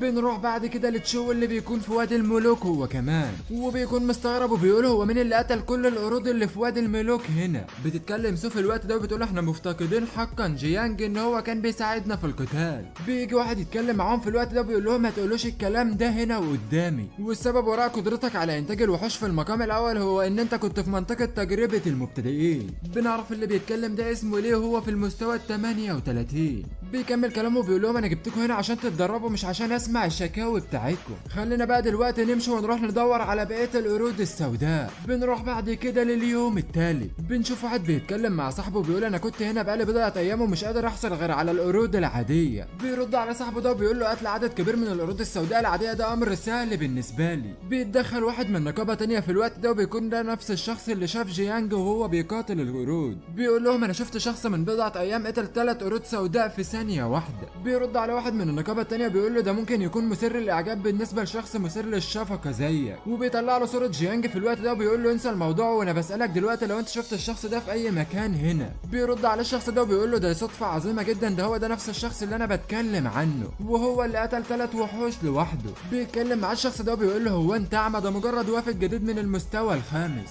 بيتكلم مع الشخص ده بيقول له لو انت مش مصدقني روح دور عليه، هو كان لسه خارج من وادي الملوك حالا. بيفرح الشخص اللي بيكون من عصابة هوانج وبيقول له هو انت فعلا بتقول ان هو قريب من هنا؟ خلينا بقى نتحرك بسرعة في الوقت ده. واجا الوقت دلوقتي ان احنا نقدم شرح مفيد للاستاذ هوانج واللي بعتنا لهنا. ودلوقتي اخيرا هقدر اقتل الشخص ده. وفي الوقت ده بنشوف مخرج وادي الملوك واللي بيكون مزدحم على الاخر. بنسمع واحد بيتكلم وبيقول انا محظوظ جدا، هو انا ليه ما قدرتش اواجه اي قرود سوداء المرة دي لما جيت لوادي الملوك. في الوقت ده بنشوف بطلنا جيانج واللي بيكون استولى على كل الاموال اللي مرت قدامه. بيكون فتح النظام وبيتكلم ما بينه وما بين نفسه وبيقول انا قتلت جميع القرود السوداء في 3 ايام بس، وتم رفع المستوى بتاعي للمستوى العاشر وحصلت على 19 صندوق من النخبة. دلوقتي بقى اقدر ارجع للمدينة عشان ابدلهم مقابل المال. بيسمع بطلنا واحد بيقول له توقف مكانك حالا. وفي الوقت ده بقى بنشوف ان دي عصابة هوانج. بيتكلم مع واحد وبيقول له انت كنت مستخبي لعدة ايام ومن الصعب جدا ان احنا نعثر عليك. بيتصدموا كلهم وبيقولوا مش ده هو فريق الصقر الخامس من عائلة هوانج، وازاي الطفل ده اساء لفريق النخبة. بيسألهم في الوقت ده انتوا عائلة هوانج ونقابة شوانو؟ انتوا اكيد عائلة هوانج بعتتكوا عشان تلاقوني. بيرد عليه واحد منهم بيقول له انت بتسأل على الرغم ان انت عارف الاجابة بالفعل. هو انت نسيت انت اسأت لمين في محاكمة المبتدئين؟ وازاي اصلا تجرؤ ان انت تستفز المعلم الشاب هوانج؟ بيهجموا عليه كلهم في الوقت ده مرة واحدة وبيقول له احنا هنا كلنا عشان نقتلك. بيستعد بطلنا القتال في الوقت ده وبيبدأ ان هو يتفادى هجماتهم. بيتكلم بطلنا معاهم وبيقول لهم كان هوانج وي اول من هاجمني اثناء تجربة المبتدئين، انت متأكد من اللي انت بتعمله ده؟ عايز تهاجمني؟ بيرد عليه واحد منهم وبيقول انا مش مهتم ان هو على حق ولا على خطأ، وبيهجموا عليه تاني. بيرد عليهم بطلنا وبيقول لهم طالما انتوا عايزين تلعبوا بقى فتعالوا لي ويلا بينا نبدأ. وفعلا بيبدأ بطلنا ان هو يتحرك ويهجم عليهم. بيتريق عليه واحد منهم في الوقت ده بيقول له يا ترى هي دي المهارة اللي انت مفتخر بيها على الاخر وقاعد تتكلم عليها؟ بترد على البنت التانية اللي معاه بتقول له انا بشك لو كان الواد ده قدر يقتل السيد بتاعنا فعلا.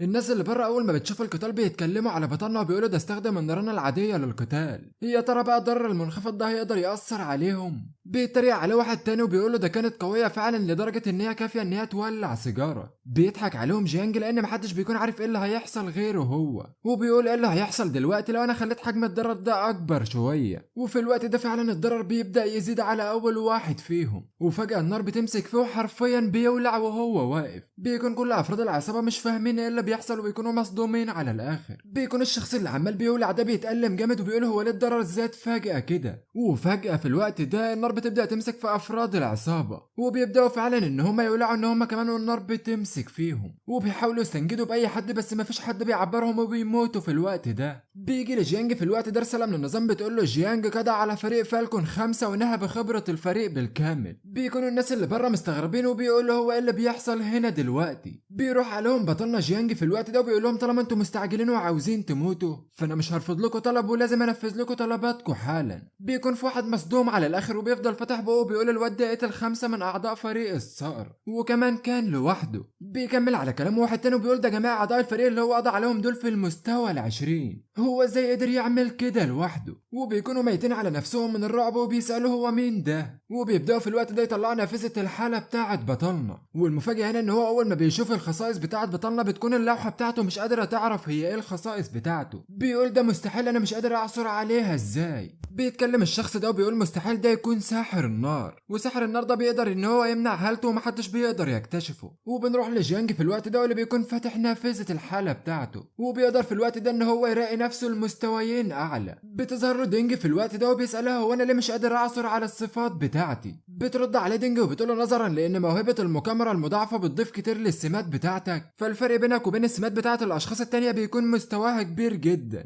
وده بيخلي الناس الغريبه مستحيل ان هي تقيم الساعه بتاعتك. بيتكلم جينج وبيقول ده حاجة كويسة جدا وبيلف في وشه وبيمشي، وبيقول من الأفضل لي إن أنا أتجنب المشاكل في الوقت الحالي وده عشان محدش يفضل يطاردني. هي طردك إيه يا عم بقى، ما خلاص ده أنت مسحت بكرامتهم الأرض، وكل لما حد يبعت لك فرقة أنت بتعمل معاهم الصح وزيادة. بينتقل بين المشهد بعد كده على كوكب نجم الشبح وتحديدا عند مكتب تجارة السلع. بيتكلم جيانج في الوقت ده أول ما بيخش وبيقول لها مرحبا أنا عايز أبيع الحاجات اللي معايا. بتكون البنت دي نايمة على المكتب وبتفكر ما بينها وبين نفسها وبتقول للأسف انا فضلت يوم كامل استنى وفي الاخر جالي واحد فقير، انا شكلي يوم النهارده هيكون سيء للغايه. بيبدا جانج يعرض عليها الحاجه اللي معاه في الوقت ده وبيقول لها انا مش معايا حاجات كتير بس انا عايز اعرف الحاجات دي تعمل لها كام دلوقتي. بتبص على البنت وما بتكونش مهتمه في الوقت ده وبتقول له يعني الحاجات اللي معاك ده هتكون عامله ايه وريني كده. وفي الوقت ده بتتصدم على الاخر، وده لان الدفعات اللي مع بطلنا بتكون بتحتوي على العشرات من جثث القرود السوداء العملاقه. لا ومش كده وبس، ده بيكون معاه صناديق كنز النخبه بيكون معاه 19 منهم، وده اللي بيخلي البنت مصدومه على الاخر ومش فاهمه ايه اللي بيحصل وازاي اصلا واحد ضعيف زيه قدر يحصل على الكلام ده كله. بيبص لها بطلنا من ورا اللي هو ظهره ده كله وبيقول لها هو انت لسه شايفاني؟ انا عايز اعرف بقى دلوقتي الحاجات اللي معايا دي تتباع بكام. بتكون البنت دي مذهوله على الاخر ومش فاهمه ازاي هو قادر يجيب كل ده، وبتتكلم ما بينها وما بين نفسها وبتقول هو الراجل ده من مصنع الصيد بس انا مش فاهمه ليه هو عايز يبيع كل اللي معاه ده. بنشوف البنت اللي بدات تكون متحمسه على الاخر وبتقول انا مش عايزاك تقلق من حاجه، انا عايزاك تقعد دلوقتي وتشرب لك كوبايه شاي على جنب على ما احسبهم لك على طول. بتفكر ما بينها وما بين نفسها في الوقت ده وبتقول انا ما توقعتش ان هو يكون عميل كبير للدرجه دي، وانا دلوقتي اكيد هترقى وهوصل لمستوى اكبر. وبعد ما بتحسبهم بتقول له تقدر تبيع بطاقات الجثث الخاصه بك مقابل 10,000 عمله، وصناديق النخبه الخاصه بك تقدر تبيعها ب 170,000 عمله، يعني مجموع كل اللي معاك ده هيكون 180,000 عمله. بيفتح بطلنا بقه على الاخر وبيكون مش مصدق نفسه وبيقول انا هبقى غني اخيرا. 180,000 عمله ده كتير جدا، وبنعرف ان العملات اللي بيكتسبها على كوكب الاشباح يقدر يغير الواحده منهم ب10 عملات في العالم الحقيقي، يعني هو دلوقتي مليونير ومعاه 1,800,000 عمله في العالم الحقيقي، وبكده هيقدر يودي اخوه للدكتور عادي. بنشوف جيانج بعد كده وهو ماشي في الشارع وبيقول دلوقتي انا كملت الرهان وكمان هقدر اعتني باخويا الكبير، وكمان مش مضطر ان انا انضم للجيش زي ما اتفقت مع القائد وهرجع دلوقتي عشان ارتب دخول اخويا للمستشفى. في الوقت ده جيانج بيسمع حد بينده عليه وبيقول له استنى. بتكون البنت دي سو بتقول له شكلي كان عندي حق لما بعتك وادي الملوك، واكيد انت كسبت مال كتير وقتلت شويه اشخاص مالهمش لازمه. بيشكرها جيانج وبيقول لها شكرا ليكي لانك خليتني اروح لوادي الملوك، وبتساله سو في الوقت ده لو تقدر توافق على الطلب الصغير اللي انا هعرضه عليك دلوقتي. بيرد عليها جيانج وبيقول لها اكيد اطلب اللي انت عايزاه. بتقول له في الوقت ده انا عايزه منك ان انا قاتل معاك ومش عايزاك تقلق من حاجه لان هساعدك كتير. في الوقت ده جيانج بيقوم لافف في وشها على طول وماشي وسايبها. بتتكلم سو ما بينها وما بين نفسها وبتقول الموضوع لسه زي ما هو، انا هفضل حسالة وماليش لازمه خالص زي ما الجيش وصفني بالظبط، انا مش فاهمه ليه كل الناس شايفاني كده. بتنده على جيانج في الوقت ده وهو ماشي وبتقول له اسمع انا عارفه ان انت بتحب الحاجات اللي مجانا، ايه رايك اديك الادوات بتاعتي لان ده هتكون اخر مره اسجل فيها في كوكب الاشباح. بيروح لها جيانج تاني وبيقول لها هو انت فقيره وكمان عاوزه تسجلي خروج بشكل دايم من هنا؟ انت اكيد ما عدتش عايزه تكسبي المال من كوكب الاشباح تاني. بترد عليه سو بتقول له للاسف انا عايز اكسب المال بس انا مش عارفه، وبعد كل حاجه يعني مفيش فريق هيقبل انه يكون في واحد خاسر ومالوش لازمه في الفريق بتاعه، واكيد هما مش هيعتمدوا على الحظ. وبتقول له لما الجيش قرر ان المهنه بتاعتي بتكون قويه استفدت جدا من دعم الجيش لان المهاره بتاعتي كانت قويه في وقتها، وبالفعل ساعتها قدرت اوصل للمستوى 20 بنجاح، وكمان قدرت اغير وظيفتي عشان ابقى عراف. بس الموهبه الاوليه للسيد فينج شوي هي مجرد احساس اقوى وبالوقت المناسب والمكان والاشخاص المناسبين. وبعد ما غيرت وظيفه العراف بتكتسب بس مهاره اضافيه في قراءه الطالع، وبعد شويه وقت اكتشف الجيش ان العراف ما عندوش اي مهاره عمليه، عشان كده تخلوا عني وقتها، وساعتها ما كانش اي حد عنده استعداد ان هو يشكل فريق معايا. وفي الوقت ده مع عدم وجود اي حد قاتل معاه الوحوش فانا كل اللي انا كنت بعمله ان انا بقضي شويه ايام ممتعه في النجم الشبحي، وبعدها رجعت للارض واشتغلت زباله بالعمل الشاق، وده كله عشان اعرف اجيب الحاجات اللي انا عاوزاها. في الوقت ده جيانج بيصعب عليه البنت دي وبيقول لها انا اخويا صحته باظت برضه بسبب كده، وكمان انت بنت ومش هتقدري تستحملي كل ده. بترد عليه وبتقول له حتى لو انا ما قدرتش استحمل فانا لازم اعمل كده لان عندي اخوات صغار وانا المركز الوحيد للعيله عشان كده مش هقدر استسلم ابدا. في الوقت ده جيانج بيفتكر اخوه وبيقول له انا اقدر اتعامل مع الموضوع، وبيكمل جيانج ما بينه وما بين نفسه وبيقول انا اخويا الكبير كان كده برضه، كان مهتم انه يطور النجم الشبحي وكان مصمم ان هو يقاتل الحاكم الوحش في المستقبل، بس بعد كده تبناني انا واختي وكان بيخاف ساعتها ان هو ما يرجعش ومحدش يقدر يعتني بيه غيره، عشان كده اتخلى عن فرصه القدوم لكوكب الاشباح. بتقول له سوف الوقت ده خليك مكانك وما تتحركش انا هروح اجيب معداتي واجيلك، وعلى اي حال انا لازم ارجع لحياتي الاول بس المره دي انا هسجل خروج من كوكب الاشباح نهائي وما عدتش هرجع تاني. بيرد عليها جانج وبيقول لها استني مكانك خليها في وقت تاني، وبيبدا يعرفها بنفسه في الوقت ده وبيقول لها انا اسمي جيانج كاي، انا هسجل خروج دلوقتي بس مش هيكون بشكل دايم، ولو قدرت الاقيكي في المره اللي جايه فانا عايز اقولك ان احنا هنشكل فريق مع بعض. بتكون سو في الوقت ده واقفه ومش مصدقه ان هو بيقوله وبتقول له بجد. بيرد عليها جيانج وبيقول لها اكيد لان انا لو بكذب عليكي ما عدتش هعرف اجني اموال في حياتي لان مش هعرف ادخل هنا. بتعيط سو من الفرحه في الوقت ده وما بتكونش مصدقه نفسها، وبتقول له انت شخص بخيل وبتهتم بالمال كتير قوي بس لو انت قلت كلام زي ده فانت اكيد ما بتكونش بتضحك عليا. بتجري عليه سو في الوقت ده وبتحضنه من ظهره وبتقول له شكرا ليك بجد انت طلعت شخص كويس. في الوقت ده الناس بتكون عماله تبص عليهم ومستغربين من اللي بيحصل، وده لان جانج بيحاول يبعدها عنه بيقول لها انت بتعملي كده ليه. في الوقت ده بينتقل بينا المشهد على كوكب الارض في المكان اللي جيانج ساكن فيه، وبيقعد ينده على اخواته وبيقول لاخوه الكبير من دلوقتي ما عدتش هتروح الشغل لان انا كسبت فلوس كتير. بيكون اخوه قاعد قدامه وبيقول له انت بتتكلم جد. بتساله اخته الصغيره وبتقول له انت جبت الفلوس منين؟ انت اكيد سرقت او عملت حاجه. بيرد عليها جيانج وبيقول لها انت بتتكلمي عن انا جمعت كل الفلوس اللي معايا دي على كوكب الاشباح، فكل اللي احنا هنعمله دلوقتي ان احنا لازم نرتب اجراءات العمليه بتاعت اخوك بكره وانت هترجعي للمدرسه وتمشي حياتك عادي. بيكون اخوه فخور بيه جدا وبيقول له اكيد الفتره اللي فاتت دي كانت صعبه عليك جدا. بيرد على جيانج وبيقول له دي مش حاجه مقابل اللي انت عملتها عشان تربيني انا واختي، بس انا مش عايزك تقلق من حاجه الوقت لان انا عندي القدره ان انا امتلك اي شيء وانا بالتاكيد هخليك تعيش حياه سعيده. وبيكونوا فرحانين جدا في الوقت ده وبيبداوا يحتفلوا مع بعض. وفي الوقت ده جيانج بيسمع صوت التليفون بيرن، والمفاجاه ان اللي بيرن عليه ده بيكون القائد، وبيقول له ازيك يا جيانج انت دلوقتي فزت بالرهان وانت حر وانا هبعت لك واحد عشان عايز اوريك حاجه كده ما تنساش تروح معاه. بيحاول جيانج ان هو يكلم القائد في الوقت ده بس ما بيردش عليه وبينهي الاتصال. بينتقل بينا المشهد بعد كده خارج منطقه الامن القومي في شيانج ياو وتحديدا في ساحه معركه الحاكم الوحشيه. بنشوف جيانج بعد كده بيكون ماشي مع 2 من الجنود، بيقول بعد سنوات كتير المدينه اللي انا كنت عايش فيها بقت مدمره بالكامل. في الوقت ده جيانج بيشوف القائد قدامه وبيقول له هو انت اتصلت بيا ليه؟ وفي اثناء ما هو واقف بيحس بهزه ارضيه كبيره جدا، وبيطلع وحش ضخم جدا وبيكون شكله غريب خالص، وبيبدأ 3 أشخاص في الوقت ده إن هما يهجموا عليه. بيتصدم جيانج وبيقول هو ده بقى الكائن الاستثنائي اللي بيقاتل مع الحاكم الوحش. وبنعرف إن مستكشفين كوكب الأشباح بيكونوا كلهم في المستوى ال20، وبيكونوا متقسمين ل6 مراحل،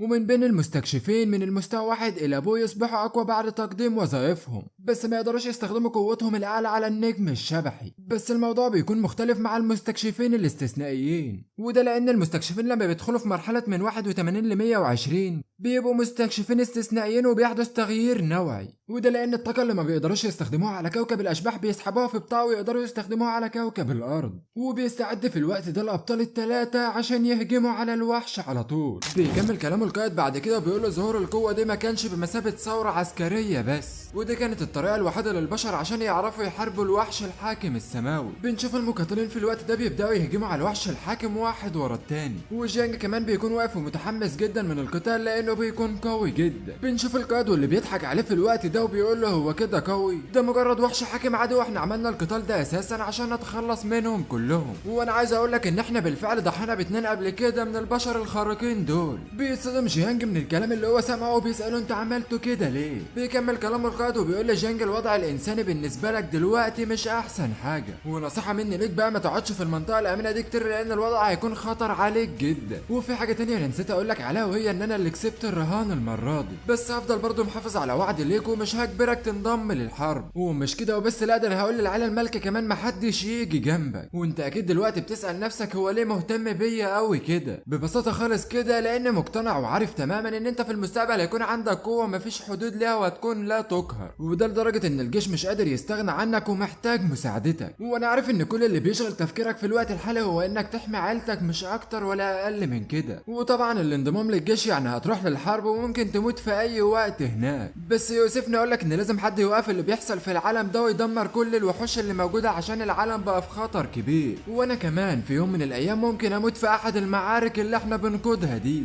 ولو انت كان عندك استعداد تموت عشان بلدك فانا مستعد احارب معاك دلوقتي حالا. ولسه جيانج بيحاول يتكلم عشان يقول له رايه وبيقاطعه القائد في الوقت ده وبيقول انا مش هقاطعك ومش هتدخل في قرارك خالص. بينتقل بينا المشهد بعد كده وبنروح تاني على كوكب الاشباح. بيكون جيانج ماشي عادي في الوقت ده وماشي وعمال يفكر في الكلام اللي القائد كان بيقوله له، وبيبدا في الوقت ده يبص في ساعه المهام بتاعته عشان يشوف المهام اللي عنده عشان ينجزها. وبيديله نظام مهمه وهي القضاء على وحش بيطلق عليه الوحش الشبحي، والقدره بتاعه الوحش ده وهو بيكون قادر ان هو يشيل حركتك من على بعد 10 متر عنه. بيفكر جيانج ما بينه وما بين نفسه وبيقول ده وحش قوي جدا، يا ترى هقدر اتعامل معاه ازاي؟ وبيكمل ماشي في طريقه عادي في الوقت ده وبيقول الوحش ده شكله اصعب من القرود العملاقه اللي انا قتلتها قبل كده. في الوقت ده بيقابل البنت اللي كان شافها قبل كده وبتكون مستنياه. بيروح لها جيانج في الوقت ده بيقول لها انت مش قلت انك ما عدتش هتخش اللعبه تاني؟ ما بتردش على اي كلام من اللي هو قالها ده، واول ما بتشوفه بتفرح جدا وبتقول انا كنت متاكده انك هتيجي تاني. وبتساله في الوقت ده لو كان هيخلها تحارب معاه الوحوش ولا لا، وكمان بتكون جايبه له واحد ينضم للفريق معاهم وبتقول له ان هيكون مفيد جدا ليهم. بيفرح جيانج في الوقت ده بس اول ما بيشوفه بيتصدم لان ده بيكون شاب الكحول اللي اتطرد من الجيش قبل كده. بيلف وشه جيانج في الوقت ده وبيبدا يسيبهم وبيمشي، واول ما بيسمع البنت بتقول له هو مش عايز غنائم هو هيحارب معاكوا بس. بيلف وشه جيانج وبيرجع له تاني وبيسلم عليه وبيقول له انت من دلوقتي العضو الاساسي في الفريق بتاعي. بينتقل بينا المشهد بعد كده في وادي الملوك وبنروح عند الوحش اللي جيانج المفروض هيروح ويقتله بعد شويه، واللي بيكون باين عليه ان هو قوي مرعب جدا حرفيا. وبنعرف ان الوحش ده بيكون في المستوى 20. وفي الوقت ده بنشوف جيانج هو والبنت اللي معاه عمالين يراقبوا الوحش. بيتكلم جيانج مع البنت وبيقول لها انا عايزك تخلي بالك لان الوحش ده قوي جدا واقوى من القرود العملاقه بكتير، فكل اللي علينا دلوقتي نعمله لازم نفضل متخفيين، وده لان لو هو اكتشف مكاننا او قررنا حتى ان احنا نواجهه هيشل جسدنا بالكامل ومش هنقدر نتحرك ولا نعمل اي حاجه معاه. عشان كده انا بقترح ان احنا نفضل ما نعملش اي صوت ونقرب منه في اقرب فرصه ممكنه. بنشوف جيانج اللي بيكون مركز جدا وعمال يراقب الوحش وسامع صوته عمال يندهله في الوقت ده، وبيكون مفكر البنت اللي معاه اللي بتندهله وبيقعد يقول لها اسكتي عشان ما تسمعناش. بيلف وشه في الوقت ده وبيكون الشخص اللي البنت جايباه يحارب معاهم بيكون نايم اساسا، وبيكون عمال يحلم الكلام وبيتكلم بصوت عالي جدا لدرجة ان الوحش بدأ يسمعه. وفعلا بيكتشف الوحش مكانهم وبيبدأ يجمع قوته عشان يهجم عليهم. بيكون جيانج قلقان جدا ومش عارف يعمل ايه. بيقول جيانج للبنت اللي معاه الله يخرب بيتك هو ده اللي هيكون مفيد للفريق، ادينا بقى هنموت بسببه دلوقتي. في الوقت ده بنشوف الوحش بيبدأ يطلع ترددات صوت عالية جدا. بيجي تحذير لجيانج من النظام في الوقت ده وبيقول له الحالة غير طبيعية والمرارة مكسورة. بنشوف جيانج والفريق بتاعه اللي بيكون تم شله بواسطة الوحش بالكامل وما بيكونش عارف يتحرك. بس المفاجأة هنا بقى ان الشخص التالت اللي ملوش لازمة اللي معاهم بيكون ما تأثرش بهجوم الوحش ده خالص، واول ما بيشوفها بيهجم عليها على طول. وبيبدأ في الوقت ده يبعد الوحش عن جيانج والبنت اللي معاهم. بس الغريب في الموضوع بالنسبة للشخص ده ان هو بيكون معجب بيها اساسا وماهوش شايفها على هيئة وحش اطلاقا، وده طبعا لان مهنته مدمن كحول وهو دلوقتي مش شايف حاجة قدامه. في الوقت ده بيجي رسالة لجيانج من النظام وبتقول له تم تحريرك بالكامل. ما بيكونش جيانج فاهم ايه اللي بيحصل وبيقول هو ازاي قدر يسيطر عليها بالسهولة دي. بيكمل جيانج كلامه وبيقول خلينا نهجم عليها دلوقتي قبل ما هي تهجم علينا الاول. وفعلا جيانج في الوقت ده بيهجم عليها بالابر النارية بتاعته في كل انحاء جسمها. وبيكون صاحبه في عالم موازي اساسا ولسه شايفها بنت جميلة وبيحاول يبوسها. وفعلا في الوقت ده بينجح جيانج ان هو يقضي عليها وبيحصل انفجار كبير في المكان وده بيكون الوحش، وبينجح ان هو يقضي عليه. بيجي لجيانج رسالة من النظام في الوقت ده بتقول له تهانينا لقد نجحت في قتل الوحش الشبحي.